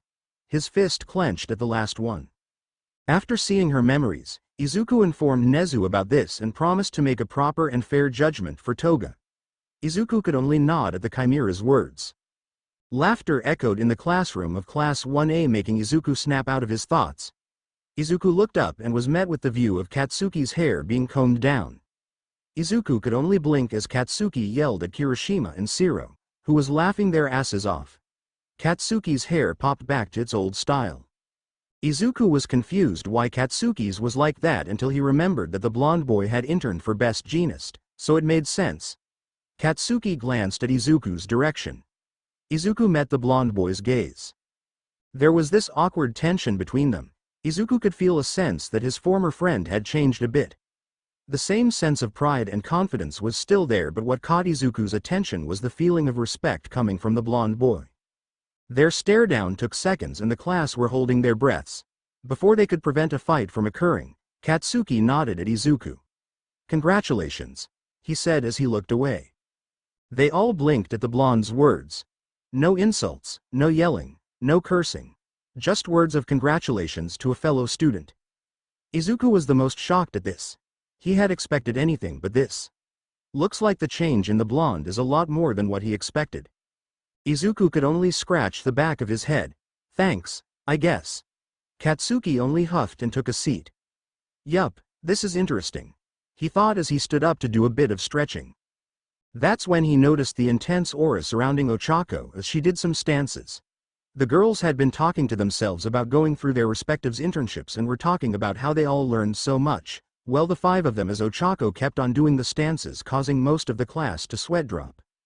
"But you know, the one who's improved the most is Midoriya." Kaminari spoke up, causing Izuku to look over at the electrification user, who was talking to Shinso. "I mean, duh. He's officially a hero now," Shinso said in a deadpan voice. "Not to mention he saved so many civilians in Hosu and even captured Stain." Ojiro and Shoji nodded at Shinso's words. The mention of Stain's name caused Iida to flinch a bit, as he clutched his bandaged arm. Shiro, who had stopped laughing, looked over at Izuku with a smile. "Dude, yeah, the hero killer. So happy that you were alive." "No jokes, that's the important thing," Kirishima interjected. "It was so manly how you single-handedly captured Stain and even retrieved him after that flying Nomu got him." "We were so worried," Momo said, making the rest of the girls nod at her claim.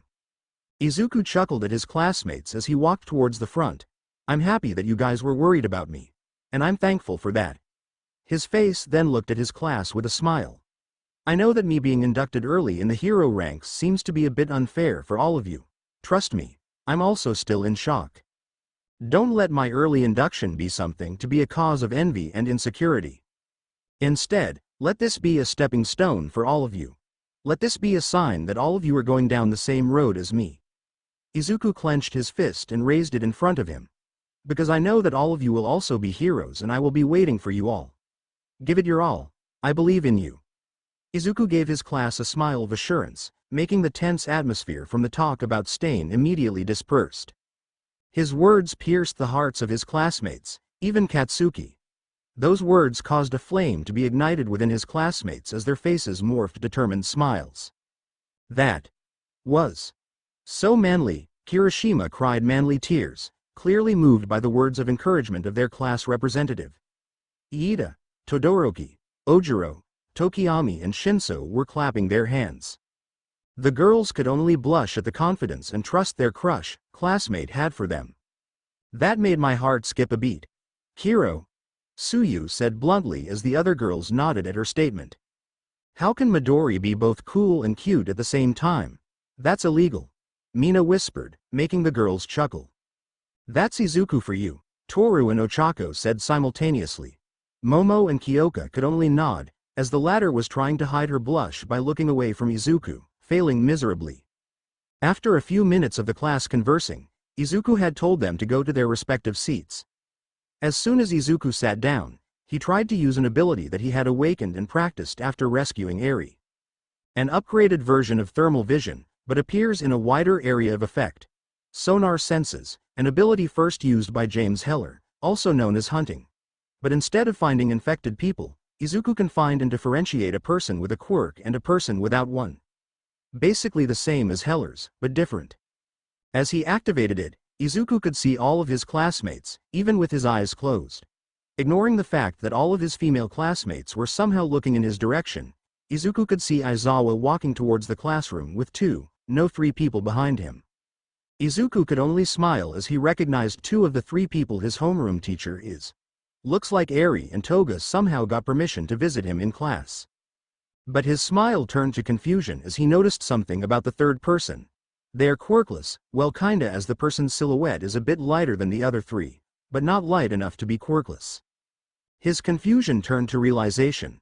Could this be? Izuku's thought process didn't finish when the door opened and in came Aizawa. Good morning, class.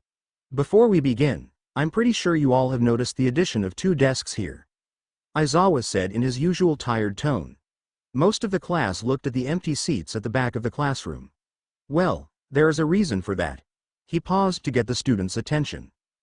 Due to Midoriya being inducted as an official hero, it technically means that there is an empty slot in Class 1A. However, Nezu didn't want to immediately graduate Midoriya because he is still too young to be sent on patrols as a sidekick. Well, not until 2 years later. That caused the class to be shocked and confused by that fact, but didn't say a word. That's why the staff had agreed to take in a transfer student to fill in the class, empty, slot. Making this class have 21 students. They just kept quiet as Aizawa sighed in exasperation, but due to unforeseen circumstances, Class 1A will be taking in a villain rehab student. With that then entered Eri, Himiko, and a girl with pale skin, long blonde hair and aqua blue eyes. Judging by her appearance Izuku and her above-average height, Izuku could tell that she is foreign. The girls, besides Eri, wore the standard UA uniform and Izuku had to admit, they both looked good in it. Especially Himiko. Both Eri and Himiko sported shy and cautious looks to the class. Before Shota Aizawa could start introducing the new arrivals, Eri spotted Izuku and immediately turned a complete 180 as her shy face morphed into a happy smile. Papa!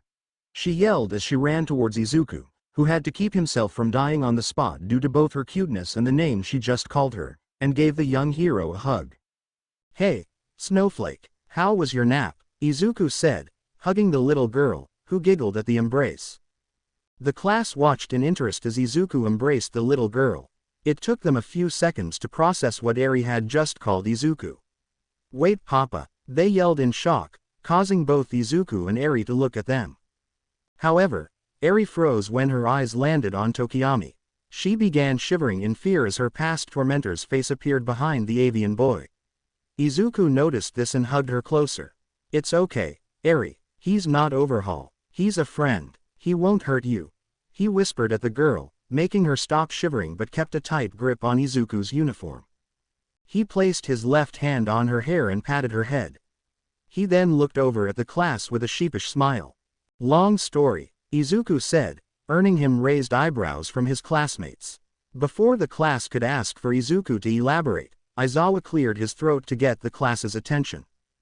Putting problem child's fathership aside, said Aizawa with a smirk, making Izuku blush in embarrassment. "These are your new classmates. Introduce yourselves," he said to the two girls in front of the class. Both girls looked at each other. With a shrug, the taller girl took a step forward and smiled at the class. "Hi, my name is Melissa Shield, 17 years old. I hope we all get along with each other," she said with a smile as she bowed to the class. Most of the boys were blushing on how beautiful Melissa is, while the girls were looking over at Izuku's direction, wanting to see the boy's direction.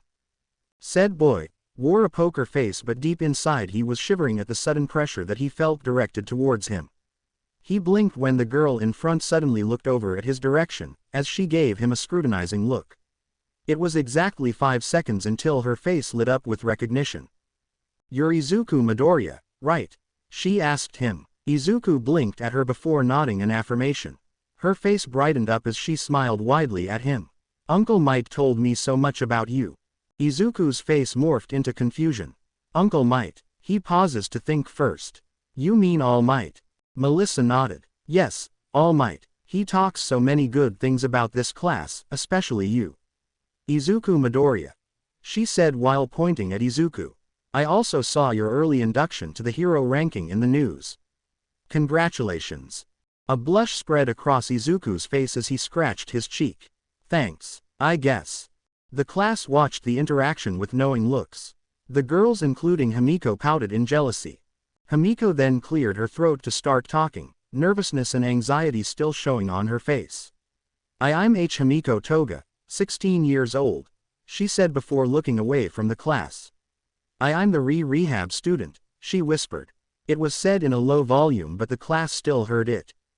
There was a tense silence in the classroom as soon as Himiko said that. Izuku looked around to see his classmates having wide eyes, some were even looking at her with disbelief. Looking back at Himiko, he saw that she also noticed the looks coming from his classmates. He could see the same pained and sad expression in her eyes, that are now starting to tear up. Seeing this, Izuku clenched his fist. He couldn't take seeing someone who experienced negligence and discrimination be judged due to her status as a villain rehab student. As he was about to defend her from the looks his classmates were giving her, some spoke up before him. Himi, is that really you?" Everyone turned to the owner of the voice and saw Ochako standing up from her seat. A look of disbelief and shock etched in her face. Izuku blinked and looked over at Himiko, who had her attention towards Ochako.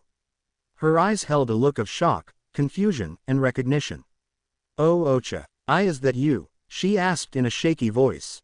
She said as she took a shaky step forward. Ochako mimicked her action, taking a step forward. Her steps turned heavy, until it became a sprint as she tackled Himiko with a hug. "Himi, it is you. I have been looking everywhere for you," Ochako cried as she tightly hugged the pale ash blonde girl. Himiko hugged the brown-haired girl. They embraced themselves as they cried their hearts out. The class looked at the scene before them with mixed emotions. Izuku was a bit confused about how they knew each other. That's when a memory suddenly played in Izuku's mind. It was a bit blurry, but he could see images of two girls resembling a younger version of both Ochako and Himiko standing in front of each other, with the young Ochako had her hand outstretched to a crying young Himiko, looking like she was offering it to her. That's when Izuku realized it. Their childhood friends. Izuku replayed the memory that he saw earlier and couldn't help but smile at Himiko, a girl that had no one to support and call family, found someone who genuinely cared for her. After the two stood up from the floor and apologized to Mr. Aizawa. The man just waved them off and told the class to treat the two girls well. He then took Eri to the playground that Nezu built in the campus due to Izuku's request. The little girl followed the tired man, not without Izuku kissing her on her horn, causing her to giggle while the girls in the class had experienced a small heart attack at the cuteness the two cinnamon rolls are presenting. The class continued relatively quickly until it was lunchtime. Melissa and Himiko sat with Izuku, the rest of the girls, Iida, Shoto, and Shinso. They conversed with each other. Ochako can be seen clinging on Himiko like a koala on a tree. When asked why she did this, it's because she doesn't want to lose her friend again. A fair point, but quite funny when you look at it. Some of the class were still skeptical with Himiko being in the class but was beginning to warm up with her childish, cheerful nature, making her easily become friends with all the girls, especially Mina and Toru. Though, Izuku had a bad feeling when they started whispering to each other before looking at him and giggling like crazy. He felt an urge to increase his speed training for some reason. Himiko found another friend in Shinso, who also experienced quirk discrimination due to his brainwashing quirk being called Villainous. Melissa had found a friend in Momo. Both have genius-level intellect and are born in a rich family, making it easy for them to converse. Though, when they started talking about their expensive gadgets and how big their rooms are, Ochako and Himiko almost passed out, reason being broke. They were on their way back to their classroom for their heroics class, when Izuku found himself thinking to himself as he looked over at Melissa's direction. Something about her silhouette being lighter than an average quirk user but too dark to be a quirkless person. He knew the answer to this, but he just couldn't find the right time to confirm it to the blonde girl. He was snapped out of his thoughts when he felt his phone vibrate. Taking it, he saw that it was a message from Nezu, immediately causing him to be alert. Whenever the Chimera messages him, it is about hero works or some heroes needing backup. Opening the message and reading its contents, his eyes widened before it turned into seriousness. He told his classmates that he will need to go do some hero stuff. He left them, not without ruffling Himiko's hair, and running to the exit of the school. As he exited the building, he activated Blacklight and used disguise to change his uniform into his hero costume. Passing through the gate, he made a turn as biomass began swirling around his back. With a strong jump, Izuku flew through the air as black and crimson dragon wings appeared on his back. With a serious look and great speed, he flew towards the direction of the Fujiya hospital, where a group of villains are wreaking havoc. The same hospital where his mom is working as a part-time nurse. He wouldn't let any villain hurt his mom. Unbeknownst to our protagonists, it's not only his mom who he will be saving. Muffled sounds of explosions, crashes and screams of panic and pain can be heard from the inside of Fujitani Hospital as two figures can be seen making their way through the hallways of the hospital. One of them was a young woman with long flaming yellowish-green hair, two bangs on each side. She is clad in a light gray double-breasted mini dress with orange and black lining and slits on both sides of the skirt. Her collar, belt, and wrist guards are black with a smaller orange line, and the silver buttons resemble flat-headed screws. She also wears a belt with a temperature gauge on the front and a fire extinguisher on the back, black knee-high socks, and short black boots and a black mask connected to a red headband.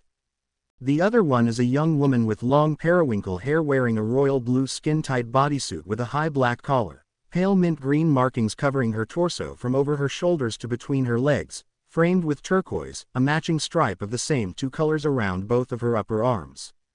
On her feet, she wears a pair of knee-high boots, a thinning flap buttoned on each thigh, with turquoise swirls around her ankles, matching the thicker ones above her yellow gauntlets and wrist guards.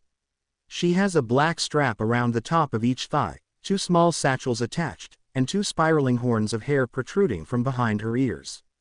These two are Mo Kamiji or Burnin and Najire Hado or Najire-chan. Sidekick and intern of Endeavor and Yukyu, respectively. They were tasked with evacuating the hospital staff and their patients. As to why they were being evacuated, it's because of the ongoing villain attack today.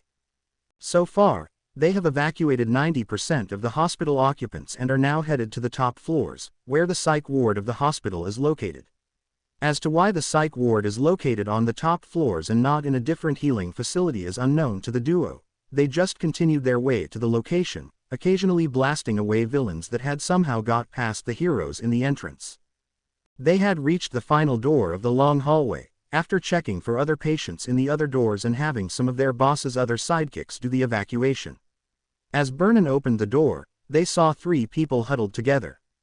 One was a nurse with dark green hair tied up in a ponytail, the other was a middle-aged woman with straight shoulder-length white hair, and the last one was a young woman wearing red-framed, rectangular glasses, with white hair with noticeable traces of red mixed in. The latter two of the trio appeared familiar to the heroine. "Shit, it's the boss's wife and daughter," the fiery young woman said to herself as she and Najire approached the trio. "Don't panic, ma'ams, everything will be all right," she said as she helped the nurse, which is Inko, up to her feet, ignoring the look of recognition from the third woman. "We'll take you to the evacuation site. Nejire helped the other two up as they began to exit the building, flinching as explosions echoed from the outside battles. Occasionally comforting the panicking Inko and the third woman, who was known to be Fuyumi Todoroki, while the second woman, Rei Todoroki, was calm as if she was used to these events. They were on their way to the emergency exit. The walls of the hallway exploded from each side as a large figure with a very muscular build emerged from the hole. "Boss Kai, Eri, are you two there?" a bellowing voice said, making the rest of the group flinch. The man was wearing a black tank top with a standby symbol, olive drab pants with an armor-looking belt, blue socks, and a pair of orange sneakers. On his hands are a pair of massive gauntlets and knuckle-dusters on his fists.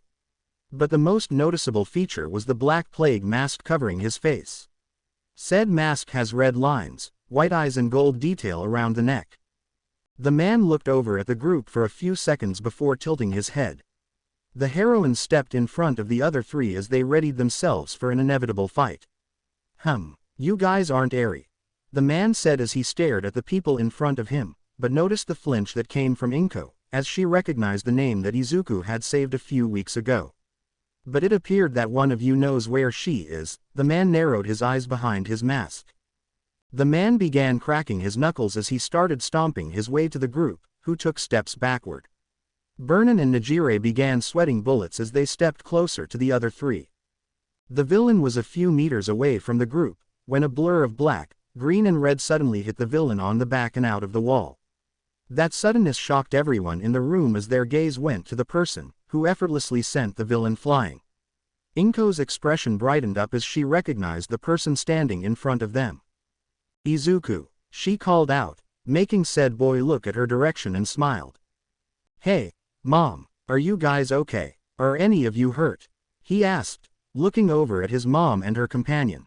Inko nodded then shrugged no, making Izuku sigh in relief. "That's good," he said before looking over at the other women in the hallway, mainly at the two heroines. Izuku ignored the smirk and curious look coming from Burnin and Nejire respectively, and adopted a serious expression. "You two escort them out of here, while I handle him." He gestured at the villain, who was beginning to stand up. Nejire-chan was about to protest when Burnin nodded before looking over at the rest of the evacuees. Burnin was about to take the civilians out of the building when Izuku raised his arms. Izuku then summoned a hunter, which caused the white-haired women to flinch a bit, but Izuku assured them that the creature was harmless. Well, at least to civilians. The same can't be said with villains and perverts. Looking over at the hunter, Izuku gave it orders. "Keep them safe, okay? Don't let any villain get close to them and no killing." He as the creature growled in agreement. The creature led the way, with Burnin and the civilians following close by. Izuku was about to turn to face the villain, when he noticed Nejire-chan still looking at him with curiosity and wonder. This caused Izuku to raise an eyebrow at the girl. "Is there anything else you need?" Izuku asked her. Said girl only floated towards him and met him face to face, as in face to face. The girl looked over at his face with curiosity sparkling in her eyes. The closeness caused a blush to slowly appear on Izuku's face, as he tried to look away at the girl's periwinkle eyes. "You're Izuku Midoriya, right?" she asked him, making Izuku blink in confusion but nodded nonetheless. This caused the girl to tilt her head a bit, before smiling widely. "You're really strong. I like you," she said before floating away to follow the group. Izuku was left wide-eyed at the girl's straightforward words. "That was interesting," he whispered as he forced the blush away as he looked over at the girl's direction. Looking at her face and body, which he definitely didn't stare at for too long, he could tell that she was a few years older than him. Seeing that the rest had left, Izuku raised his hand and summoned a flyer, a vulture-sized bird that Alex used during his villain stage. Looking at it perched on his arm, Izuku looked at it with a serious look. "Knock out any villains with plague masks and send them to any nearby heroes," he said to the creature. The flyer cawed before flying away to do its given task. Izuku then turned to the direction of the villain, who was slowly standing up, and narrowed his eyes. Raising his hand, he took his hoodie and placed it over his head as his eyes glowed red. "A villain wearing a plague mask is looking for Eri. Looks like Overhaul's group is searching for them," he whispered as he summoned his muscle mass and charged the man, who mirrored his move with a growl. This was going to be a beatdown that Izuku would really enjoy. Explosions and panicked screams can be heard echoing the busy streets near Fujitani Hospital. What was supposed to be a peaceful day is now turned to chaos as a group of villains start wreaking havoc in the area. All while the heroes in the area tried to apprehend them and keep any civilians from getting caught in the crossfires. Said hospital was now turned into a war zone as quirks and debris flew around like dodgeballs. Sticking out in the crowd was Yukio in her dragon form, swatting villains with her claws and tail. This is getting out of hand. Why are there villains invading the hospitals? This is the second one this week, she said as she slammed her tail towards a villain with a brown plague mask. The tail was blocked by a yellow force field that the villain had created. Said villain was a man wearing a traditional yukata and with a pair of geta on his feet. Clicking her tongue in annoyance, she was about to continue attacking the villain, when a large fireball suddenly impacted the force field, engulfing it in flames. She looked over at the person responsible for the attack and had to stop herself from sighing. Near her was the walking matchstick that is Endeavor, in his usual scowling face. Said hero sent waves of fire to the villain's direction, hitting mostly nothing as the flames were dodged by most of the villains. It doesn't matter what their reasons are, they will be in bars after this day, he said as he performed a flaming punch to an escaping villain, who cried in pain and was then knocked out due to the attack. Yukio saw this and frowned. Endeavor, tone down your fire a bit. We need these villains alive for interrogation, she said, unaffected by the glare the number 2 hero is sending her. In her mind, she was disgusted at how ruthless Endeavor had been ever since the sports festival, as if something or someone had pissed him off. Judging by the scorch marks and fallen debris on the ground and streets, you can clearly tell that the flame hero wasn't pulling any of his punches. Well, in his case, his flames. Something that can be called reckless fighting in a place where patients are being held and treated. Don't tell me what to do, number 9. He snapped at her before looking away, and sent another wave of fire to the villains. The emphasis on the number 9, as an insult to her hero rank. If you know what's good for you, then don't get in my way. The words in his mouth were interrupted by a punch that hit him square in the face. The punch sent him flying towards the hospital's wall. Yukio saw this and looked over at the culprit, barely blocking a punch sent to her direction. Gritting her teeth as the punch somehow caused a crack to be heard from one of her wings. That moment of pain was used in the villain's advantage as he sent another punch towards the dragon woman's face. The man sent the heroine backwards, hitting the walls of the hospital and cars parked in the parking lot. Yukio groaned in pain as she looked over at the villain. There a man with a muscular build and light brown hair wearing a plague mask can be seen cracking his knuckles as a dark chuckle echoed in his mask. The villain stomped forward cracking his knuckles as a dark chuckle escaped his lips. Stand up, heroes, and fight me. Give me a fight to the death, he said as he stomped forward, towards the group.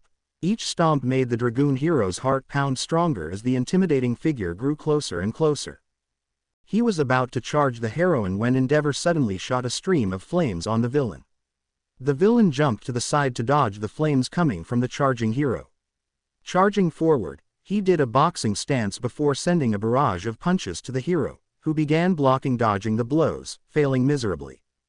The punches hit Endeavor all over the body, sending him flying once again.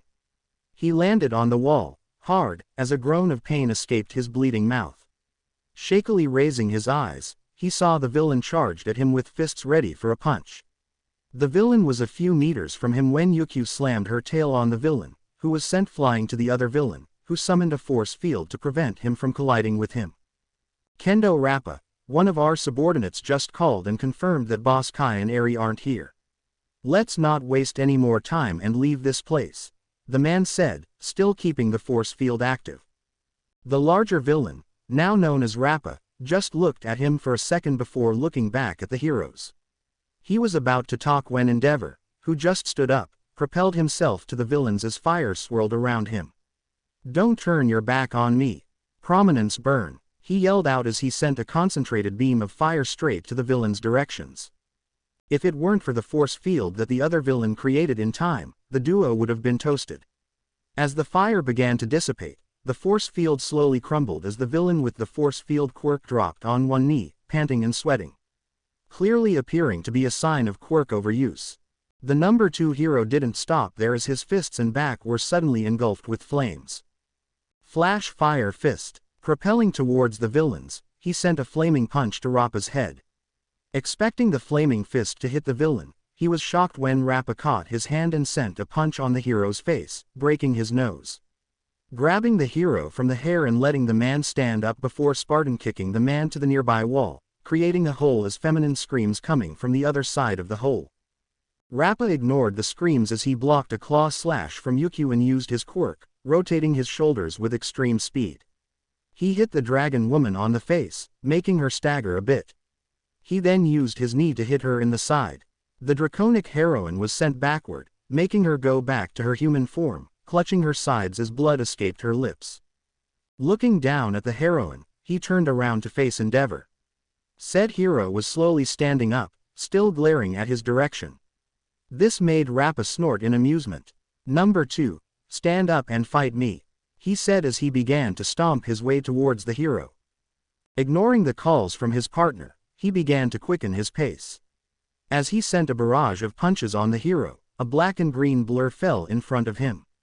As his first punch impacted on a wall that suddenly appeared because of the blur, he was surprised to feel his momentum recoiling back to his arm as spikes protruded on the surface of the black wall that he hit, which sent him flying back. Still shocked by the momentum, he barely dodged a large, spiked fist headed towards his head. Fixing his balance, he looked over at the person who had stopped him and was surprised to see Izuku in front of him. Well, if it isn't the youngest hero, Blackwatch," he said as he cracked his knuckles. "Looks like this day just keeps getting better and better." Said boy just looked at him with a serious expression.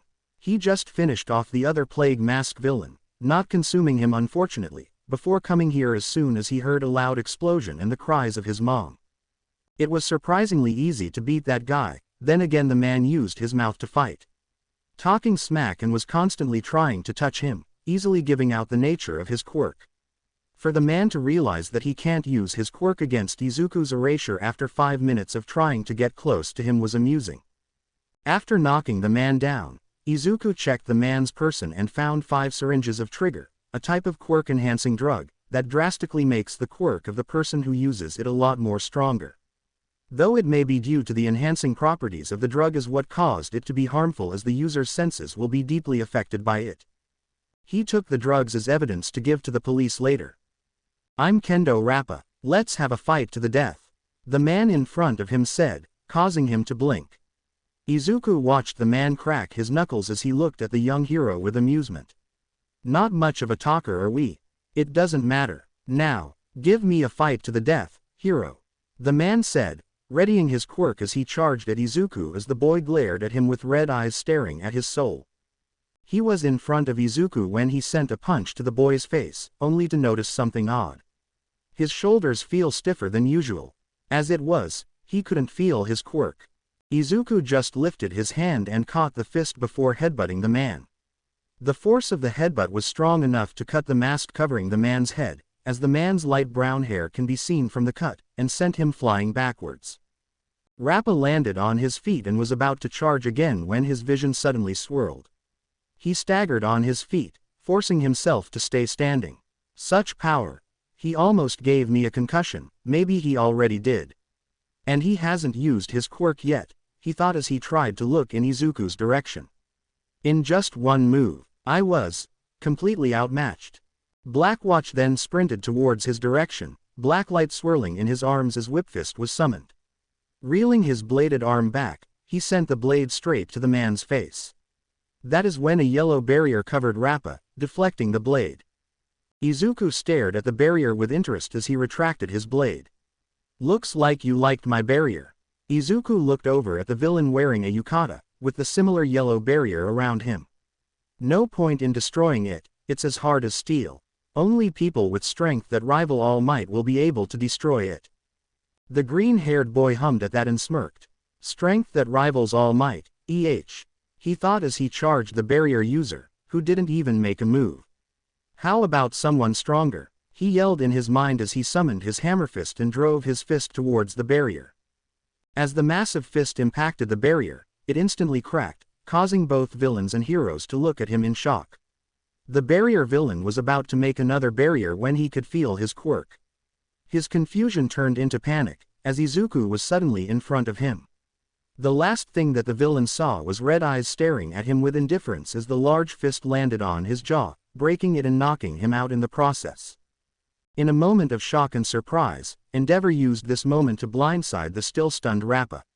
Propelling himself to the villain, he sent a devastating and flaming punch on the villain's head, causing him to fly towards the direction of the escaping civilians and sidekicks.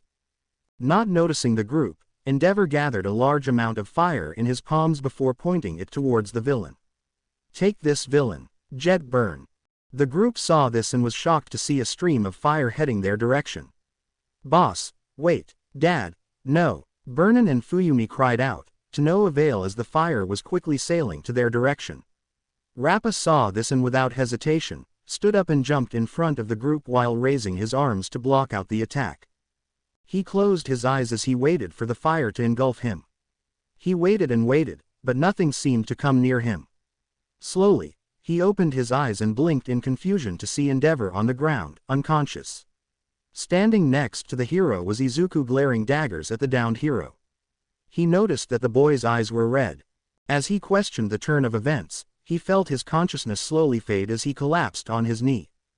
Rappa could hear footsteps going near him, but he had no strength to even look up.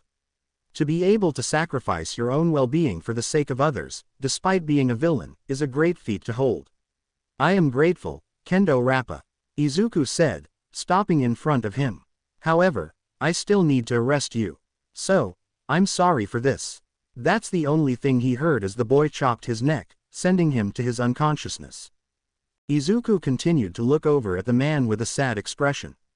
"It's a shame, you would have been a great hero, Rappa," he thought as he looked back at Endeavor, still knocked out, and narrowed his eyes. "Nezu will hear about this," he whispered before sighing as he faced the group. The sight of his mom and Todoroki's sister and mom looking traumatized by the last attack sent a pain in his chest. They didn't deserve to experience that. He then looked at Burnin, who had a betrayed expression on her face, and quite frankly, Izuku couldn't blame her for it. To have her boss recklessly attack a villain when there are civilians and sidekicks nearby is outright stupid. Wanting to make the atmosphere less tense, Izuku walked towards them and smiled. "Let's get you all out of here," he said, making the rest look at him. Inko immediately approached him with a hug as she cried in her son's arms. Izuku, returning the hug, could only stroke his mom's hair as whispered words of comfort to her, in order to calm her down. "Thank you." Izuku turned to the owner of the voice, seeing Rei looking at him with gratitude in her eyes. "Thank you for saving us, Blackwatch," she said as she bowed slightly to the green-haired boy, Fuyumi following her example. The young hero could only smile at them and nodded.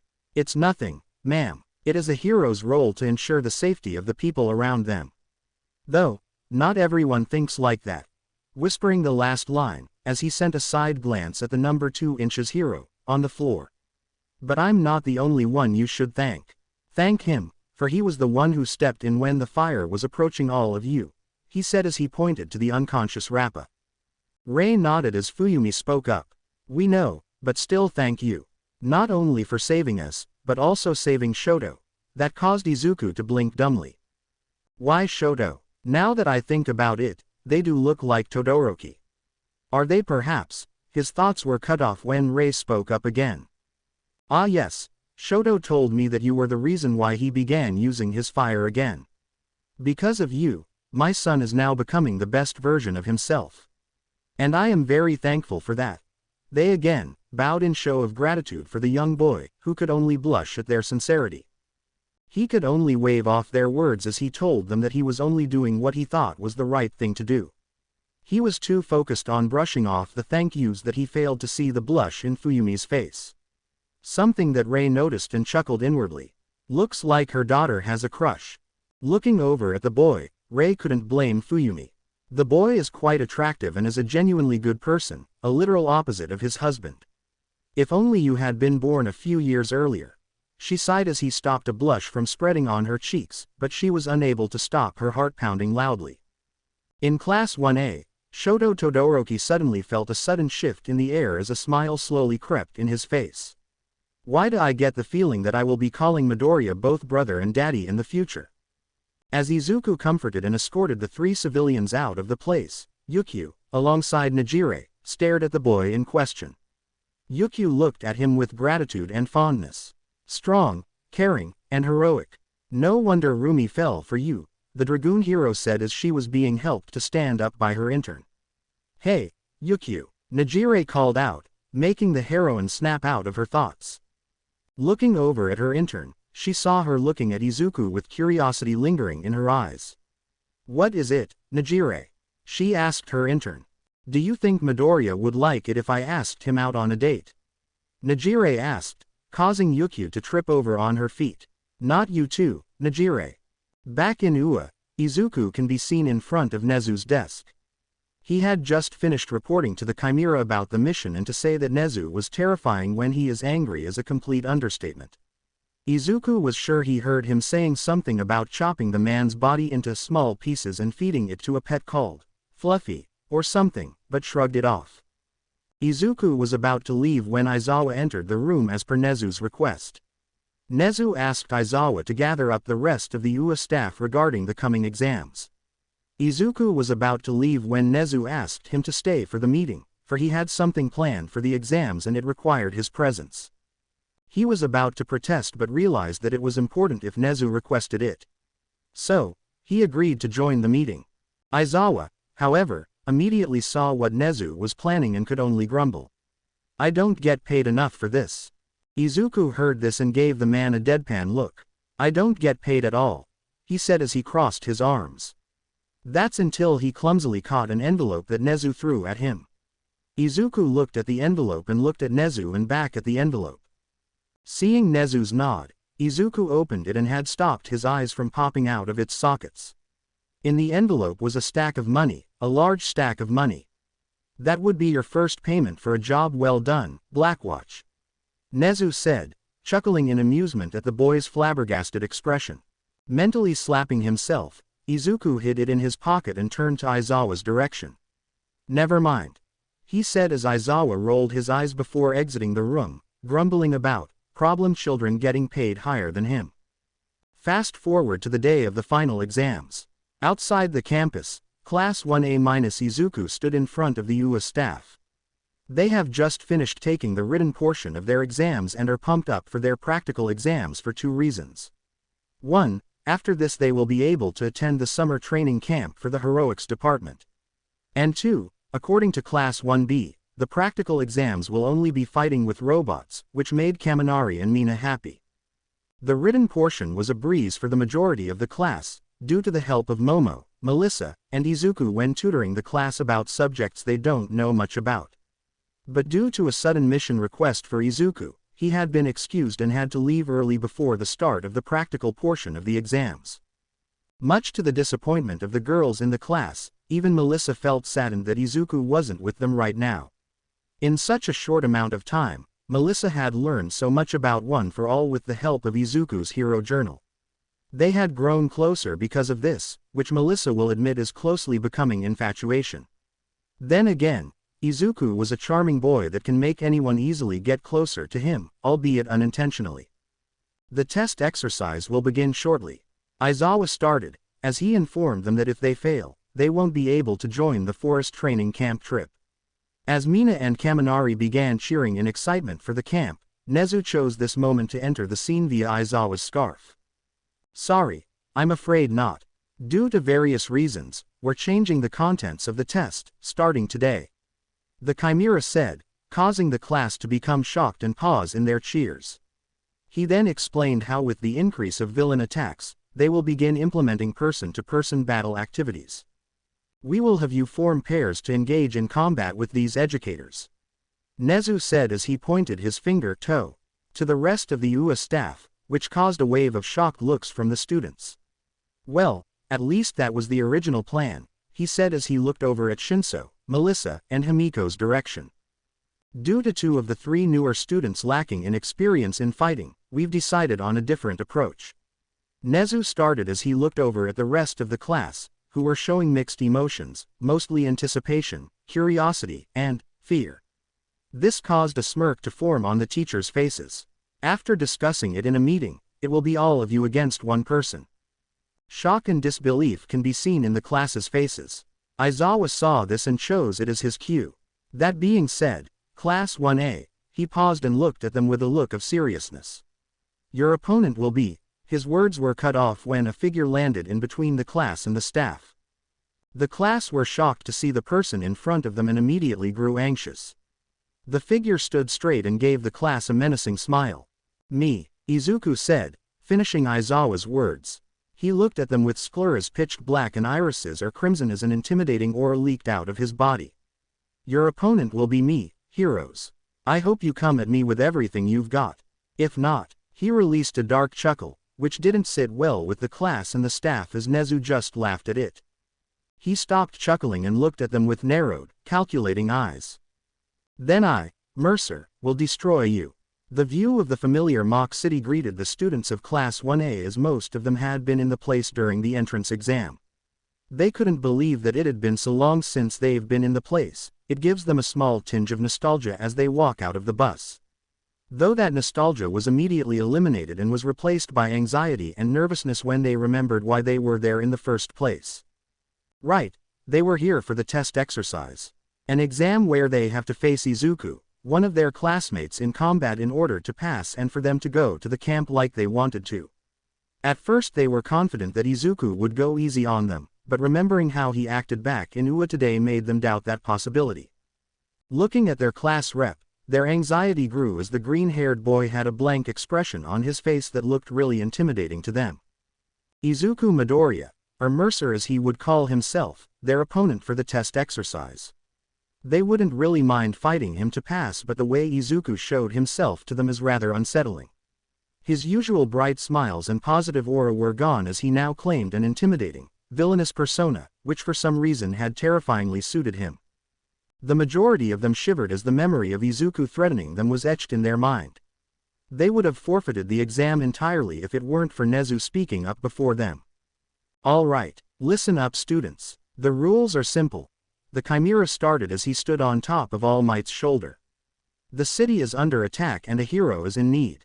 You all have exactly 35 minutes to either escape through the opposite side of the mock city or capture the villain, which is Midoriya here, using these anti-quirk cuffs.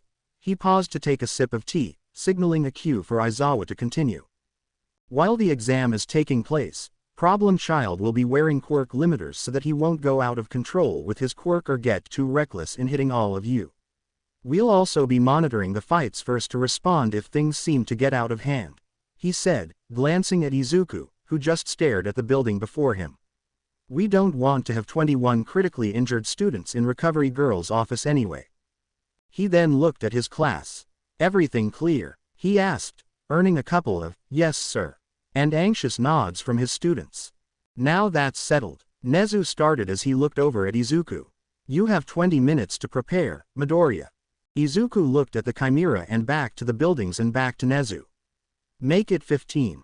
He said as he bolted his way at the entrance of the mock city. The students were confused at this. Usually people would want a longer time to prepare for something, but for Izuku to ask for a shorter time is a bit confusing, if not concerning. It's like he's been like this before, Uraraka thought as she looked over at the retreating form of the hooded boy, who didn't even bat an eye in their direction. She was snapped out of her stupor as a hand landed on her shoulder, making her look over at her seatmate's direction. Himiko gave her a smile filled with determination. Let's pass this, Ocha. The pale blonde girl said to her childhood friend. Ochako couldn't help but smile at Himiko's direction. She nodded as she touched the transform user's hand. Yes, let's do our best to pass this exam, Uraraka. Iida said, giving her a smile. The rest of the class nodded as well. She could see the fear and uncertainty in their eyes, but it was all washed away by the determination that is building up. Ochako couldn't help but smile at this and nodded. Yeah, she said, giving Himiko a determined look. Let's pass this. Nezu could only chuckle at the interaction as he took another sip of tea. Well, this'll be interesting. You all have 15 minutes to prepare. Good luck, students. Break a leg, he said, as he leapt down All Might's shoulder and led them to the nearby monitoring area. He was then followed by the other UA staff, who wished the students good luck. Aizawa stayed back for a bit and looked over at his other students. "Do your best, problem children. Plus ultra," he said tiredly, as he followed the rest to the monitoring area and silently wished that Problem Child would hold back for God's sake. This is an exam after all. The class watched as the teachers left them and stood there for a few seconds before Katsuki spoke up. "So, what's the plan?" They looked over at his direction and were shocked. Bakugo looked at their surprised looks and raised an eyebrow. "What?" The UA staff gathered in front of multiple screens, akin to those of the entrance exam.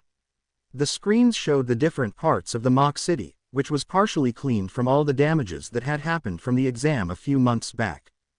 They sat on their respective seats as they stared at the screen, waiting patiently for the 15-minute mark to end. For someone being outnumbered, Midoriya seems calm. Present Mike broke the silence as he stared at the green-haired boy, running in the mock city. "It's only logical. It is important for heroes to be calm even if the odds are stacked against them," Aizawa said as he entered his sleeping bag and sat in the corner of the room. "Eraser's right, but is it a good idea for Midoriya to be the one to face his classmates?" Ectoplasm asked, looking over at Nezu. "My thoughts as well. I know that he's already a pro hero and has a strong quirk, but for it to be 21 against 1 is a bit of overkill, don't you think?" Powerloader added. Nezu waved them off and smiled. "I understand your worries, but it was Midoriya's idea that he must be the one to test his classmates," he said before sipping his tea. "And besides, if we want Class 1A to grow and mature, who else is the right person to help them but their class representative?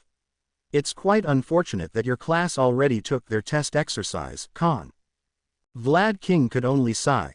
"As much as I am down to the idea of Midoriya helping my class, I'm not quite sure if Monoma's superiority complex and grudge against him would be helpful," he said. Remembering how his blonde student keeps saying nonsense about their class being superior against Class 1A. It was really annoying on Vlad's part. Good thing Kendo keeps him in check. And by that, he means Kendo knocks Monoma out to shut him up. Putting that aside, I am really excited to see how Midoriya would work them up," Midnight said, licking her lips as she looked over at the screen that showed Midoriya. Her comments caused a wave of groans as most of the people in the room just pinched the bridge of their noses. "Somehow, you saying that while licking your lips is quite inappropriate, Kayama," 13 said in a deadpan tone. "He may be a pro, but he's still a kid." "Oh stop. Don't talk like you didn't stare at his body back in the sports festival," she said, smirking. Remembering 13's space suit somehow leaking blood on the helmet opening when Midoriya got shirtless after his fight against Todoroki. I don't know what you're talking about," 13 stammered, looking away. She was glad that she is wearing her hero costume today, if not, her beet red face would have been exposed.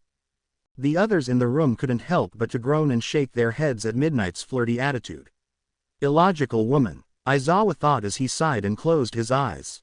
There was still time for him to take a nap, so he'd take it before watching the problem child traumatize his classmates. All Might remained silent as he looked up at the screen, showing Izuku slowing his pace as he reached the center of the mock city. He couldn't help but smile at the boy.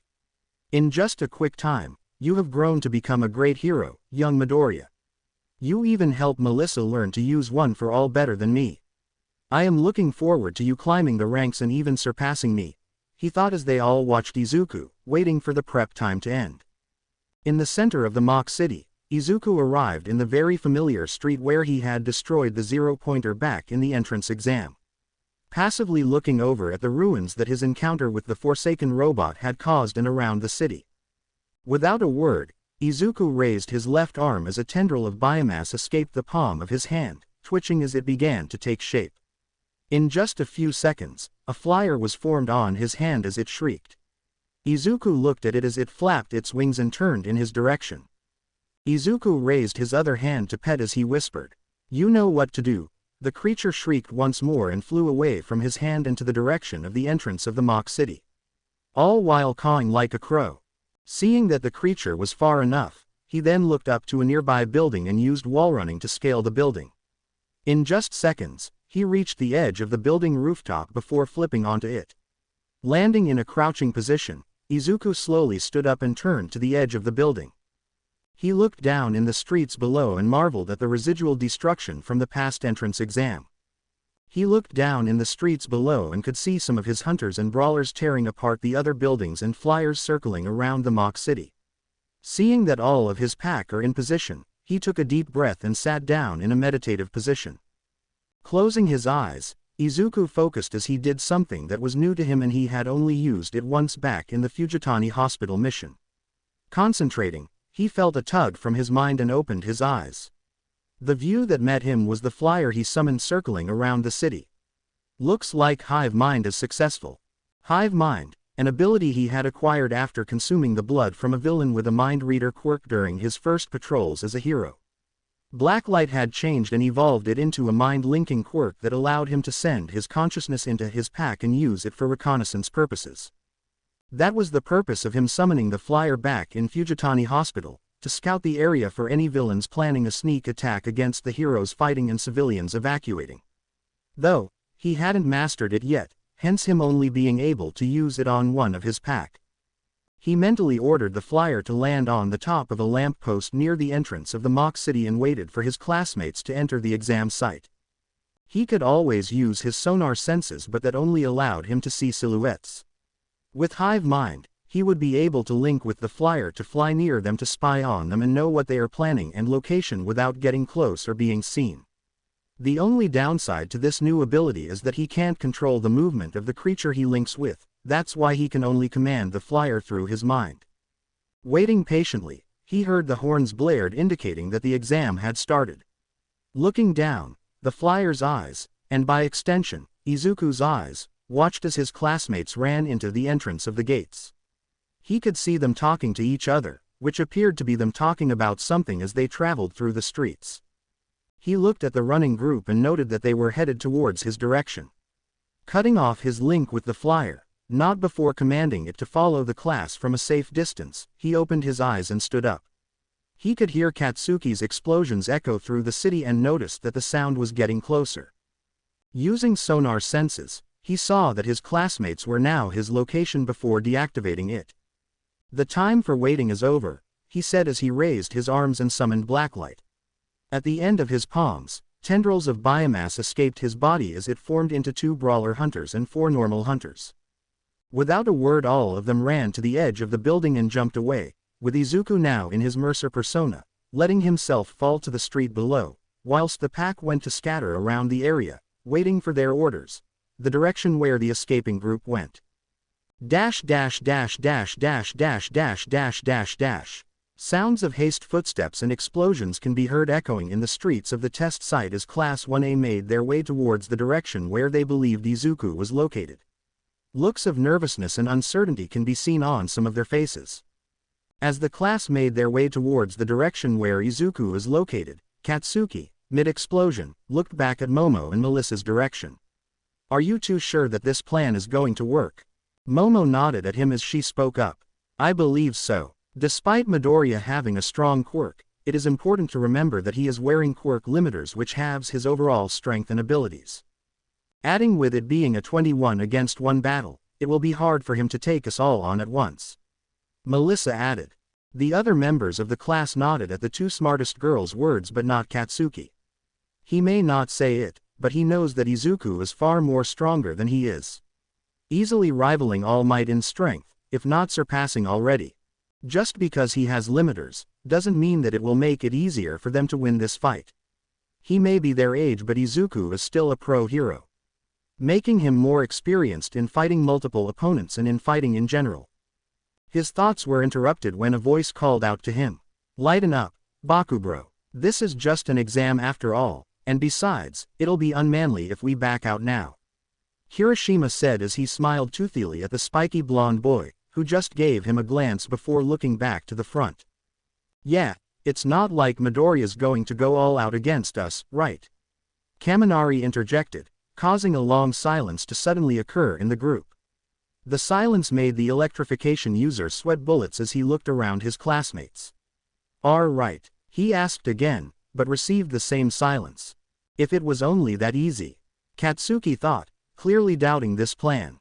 His thoughts were suddenly cut off when a loud sound of something large falling was heard a few meters outside the alley they were traveling across. Moving faster, they hurried themselves to the direction of the sound and exited the alley. Katsuki was the first one to exit the alley and halted his movements as he stood across Izuku, hood up with his hands in his jacket pocket, and was exiting from the middle of a crater. An aura of seriousness can be sensed from the green-haired boy, something Katsuki only felt back in their match in the sports festival. One by one, the whole class exited the alley and paused next to Katsuki. They looked over at Izuku, or should we say, Mercer, who remained silent as the class stared at him with nervousness rising. The staff observing the class watched in anticipation as the students faced their class representative. They silently wished the class good luck in overcoming this challenge ahead of them and for Izuku to not go overboard. "Welcome, heroes, to your demise," Mercer said, as he stretched his arms to the side, smirking at their tensed expressions. They were about to speak up when Mercer suddenly charged at them, blacklight swirling around his arms. His eyes locked on the spiky blonde in the front, summoning muscle mass as he cocked his left arm in a punching pose. The class tensed as Kirishima jumped forward, intercepting the attack. "Watch out, Bakugo," Kirishima yelled, crossing his hardened arms as he went in front of Bakugo. Mercer's punch landed on Kirishima's hardened skin, causing the hardening user to grit his teeth in pain.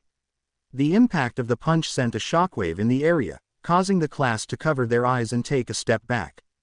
The mock villain for the exam narrowed his eyes at the red-haired boy's reaction. Seeing that Mercer was somehow distracted, Kirishima pushed him off of him as Rikido Sato and Mashirao Ojiro charged at him. Fist and tail headed to the green-haired boy. Their attacks were blocked by a spiked shield summoned. Without a word, the villain of the match pushed their attacks with ease as he sent them flying. He lunged at Sato with his right arm forming into muscle mass, only for him to jump away as a wall of ice was sent towards him. Landing down a few meters away, he was again forced to leap away as Katsuki propelled towards his direction. The blonde sent an explosion towards his direction, which Mercer blocked with his shield. Now, Izuku heard Katsuki yell. He then heard footsteps to his side. Looking up, he was met with Yuga Aoyama pointing in a random direction. That's when he noticed a pair of floating gloves and immediately realized what they were planning. "Art of seduction," Aoyama said as he shot a laser beam in the direction of the gloves. "Sorry about this, Izuku." "Light refraction," the voice of Toru Hagakure yelled as the beam of light hit her and bounced towards Mercer's direction. This forced Mercer to close his eyes and cross his arms as it landed. The hit caused Mercer to be launched and crash towards a building, creating a large hole. Seeing this, Momo looked over at Kaminari and nodded. "Kaminari. Gotcha," the boy said as he shot a metal disc over at the hole where Mercer as in his lightning surrounded his pointer finger. "Target Electro," as he said that the lightning on his finger was shot towards the disc in the hole. The attack caused a smoke cloud to occur in the area. Not wasting any more time, Hontashiro created hardened tape from his elbows and sent it towards Mercer's direction. "Did you get him?" Kaminari asked, panting slightly. He still wasn't used to using his quirk in just one part of his body. But after his performance in the sports festival, he had asked Izuku for some advice on making use of his quirk. Izuku told him to try using his quirk on one part of his body and lower the amount to stop his brain from frying. So far it was really helpful, Kaminari just needs more practice with it. Shiro nodded as he tried to keep Izuku in place. However, Katsuki knew better. Midoriya won't be that easy to beat. He's way too smart to be captured that easily, he thought as he narrowed his eyes on the smoke cloud. Without saying anything, Katsuki charged at the hole. He was surprised to see Iida also charging at the wall and a wave of ice headed to the hole in the wall. Looks like Four Eyes and Icy Hot have the same idea. Ignoring the call from their classmates, Katsuki sent an explosion to the hole as Iida ready to kick. To his shock and surprise, his arm was grabbed and had slammed him in the rubble. He groaned at the impact as he slowly sat up and heard Iida yelping in pain as well. As the smoke cleared, the class were wide-eyed at the display that greeted them. It was Mercer sitting on top of Iida as he was holding Shiro's tape. Eyes once green were glaring crimson towards Todoroki as the hood of his jacket fell when his hair began floating. The burn marks from the lightning can be visibly seen on his body are now healing. Nice try. The mock villain whispered, staring at the electrification user. But it didn't work. He finished as he smirked, making Kaminari shake in fear. Snapping out of his shock, Katsuki jumped towards Izuku and cocking an explosion on his palm only for it to be dodged by Mercer as he leaned forward. Iida then used this chance to stand up and kick Midoriya away from him.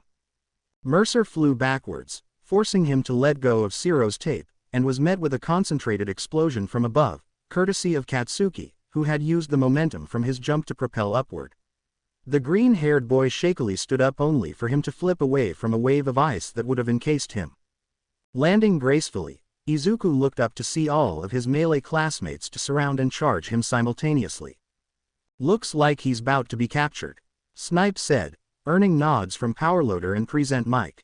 I don't think so, Nezu, Aizawa, All Might, and Midnight said simultaneously, making the others look at them with raised eyebrows before looking back to the screen. As the Katsuki and the others' attack hit Izuku head-on. But to their surprise, Izuku didn't budge. That's when he remembered his fight with Izuku in the sports festival and widened his eyes. Shit, shock absorption. Fall back, he yelled, propelling backward, seeing Izuku channeling Blacklight on his arms. Wah! Kirishima was cut off when Mercer summoned Muscle Mass and punched the hardening user on the stomach. The impact made the spiky-haired boy surprised but mostly in pain as the punch had broken through his hardening.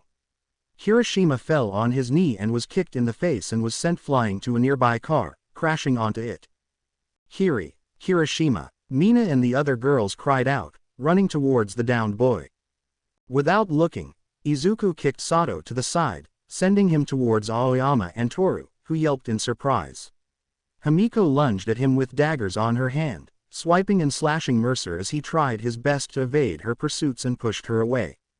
Ojiro then swung his tail towards the Blacklight user's head, only for Izuku to swat it away and grab him by the neck.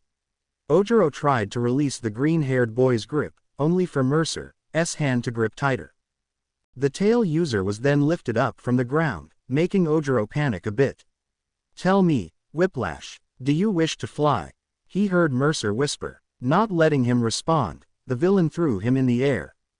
The class watched as Ojiro flew away with speed, making them panic. That's until Tsuyu Asui jumped on the buildings nearby and wrapped Ojiro with her tongue, successfully stopping the boy from harshly landing on a pile of rubble. Huffing, Mercer barely dodged a kick from Iida as he jumped on the walls of the building and began wallrunning as Dark Shadow began pursuing him. He dodged and blocked the swipes from the sentient quirk. He was then bombarded by a flock of pigeons, forcing him back to the ground where he rolled out to dodge a claw swipe from Dark Shadow. In between evasions, Mercer flipped over another kick from Iida as he activated sonar senses. He saw Kota and Tokiyami's silhouette hiding behind a nearby building. Thinking he needs to do something about them, Mercer jumps over a roundhouse kick from Iida and a claw attack from Dark Shadow, and uses glide to go towards the duo's direction. Using the momentum of the glide to his advantage, he performed a cannonball with extreme speed as he launched himself towards the two, who barely dodged the attack due to Dark Shadow's warning. He was about to charge the duo when Dark Shadow swiped him on the cheek. Feeling his blood trickle down his cheek, Mercer slowly looked over at the Shadow Bird's direction. The red gleam in his eyes, becoming electric as he glared at Tokiyami's quirk. That's it, I'm pissed. After saying that, crimson fire erupted from his wound and spread in the room. What the? Todoroki was cut off when Tokiyami and Kota were sent flying towards his direction. He ran towards his classmates to make sure they weren't too hurt. He was shocked at the amount of fire that had just exploded in the building and was about to question Tokiyami about this, when he caught movement from the corner of his eye. Summoning an ice wall around them, he was shocked to see red ice impacting on his bluer ice wall. Wait, did he copy my quirk? He shook off that thought and made a mental reminder to ask Midoriya about it as he picked up Tokiyami and Kota and slowly carried them away. They didn't go far as Mercer launched himself towards the ice wall. The suddenness of the impact sent Todoroki and Kota to fly away.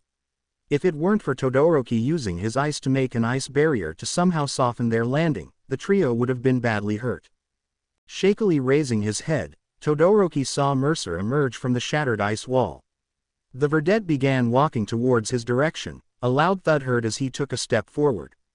Izuku's advances were stopped when he saw movement from the corner of his eye. Turning to the side, his eyes widened at the sight that met him. It was Momo, looking at him with determination while carrying what looks to be a... Wait, is that a grenade launcher? Present Mike asked, unintentionally activating his quirk as he spat the water that he was drinking over the now annoyed Aizawa, who glared at him. He saw. I'm sorry, Izuku, Momo thought as she pulled the trigger of said grenade launcher. Mercer, however, didn't look fazed as he lifted his hand, summoning his blade and blocked the attack. As the grenade impacted on the blade, Mercer charged through the smoke towards Momo. He was halfway close to the creation wielder, when he heard Ochako's voice in the area. Release. Out of instinct, he turned to the zero-gravity girl, only to meet a car that sent him crashing towards a nearby building. Falling to the ground, the Blacklight user could feel his blood boil for some reasons unknown to him. Frustration built up in his mind as he shakily stood up in the narrow space between the car and the building. Unable to keep his cool, he growled as he gripped the bottom of the car and flung it away with only one hand. He turned to the direction where the car came from and saw Ochako panting slightly. Next to her was Melissa. Judging by the strength and speed of the force given to that throw, only someone with a strength-enhancing quirk can do that type of throw. With Melissa being the only one with that type of quirk, he concluded that it was her who threw the car. Plus, she has pale yellow lightning surrounding her body. So this is one for all. Realizing that she was the biggest threat among the class, Mercer was about to charge at her, when he suddenly collapsed on one knee. Damn it, I used too much biomass. He could feel himself panicking as he watched as his classmates began gathering next to Ochako and Melissa. In the monitoring area, Nezu couldn't help but chuckle at Izuku's actions.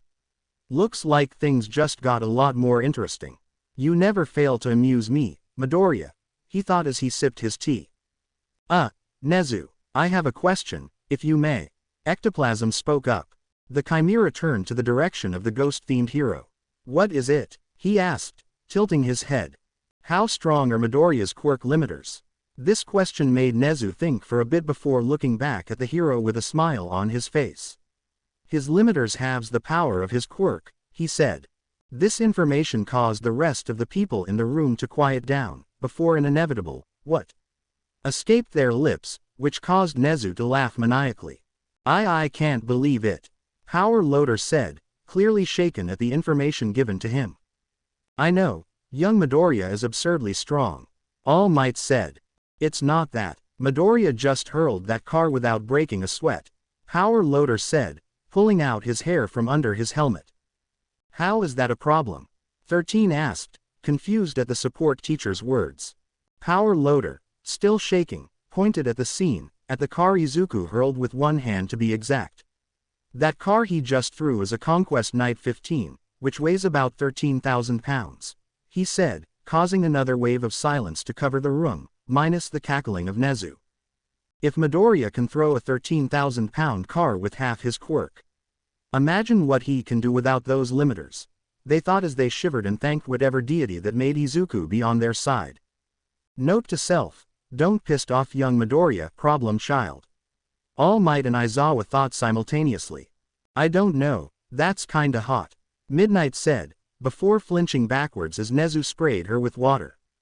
20 minutes left. Present Mike's voice echoed in the area, making him blink. All of that happened in just 15 minutes. Were the thoughts of every Class 1A student, including Izuku. He saw his melee classmates nod to each other as they charged him. Panic entered his mind as he tried to push himself up, only for him to fall. He cursed in his mind. He could feel his classmates' footsteps getting closer. It frustrated him. Looks like I can't win against all my classmates, they're all coordinated like a pack of wolves. Those words made his eyes widen when he remembered something. Pack, he whispered as he smirked. Raising his head, he stared at his classmates charging him. His eyes turned red as he opened his mouth and let out a dark chuckle before turning serious as he took a deep breath. The rest of the class watched as Izuku took a deep breath. They were confused by this when, Gra, he let out a deafening roar. A shockwave sent the charging students and some debris flying away. Kyoka and Shoji were forced to cover their ears due to their enhanced hearing. Katsuki and the others landed on the ground, albeit slightly shaken by the loud roar. They looked over to their class rep's direction only to close their eyes as a dust cloud erupted in front of him as if something heavy landed near him. 21 against 1 seems unfair, isn't it? Izuku said in the dust cloud. Let's fix that, he said ominously, sending chills in his classmates' spines. As the dust cloud slowly dissipated, the class and the viewers were shocked to see Mercer, now standing up and being flanked by his brawlers and hunters, growling and scratching the ground.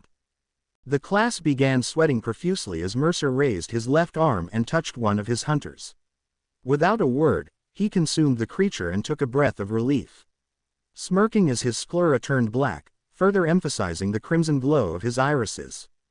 Now, how about round 2? Mercer said, causing the creatures with him to roar as they charged forward. To be continued. I hope you guys enjoyed this video and make sure to like and subscribe to the channel. Now we will see you in the next video.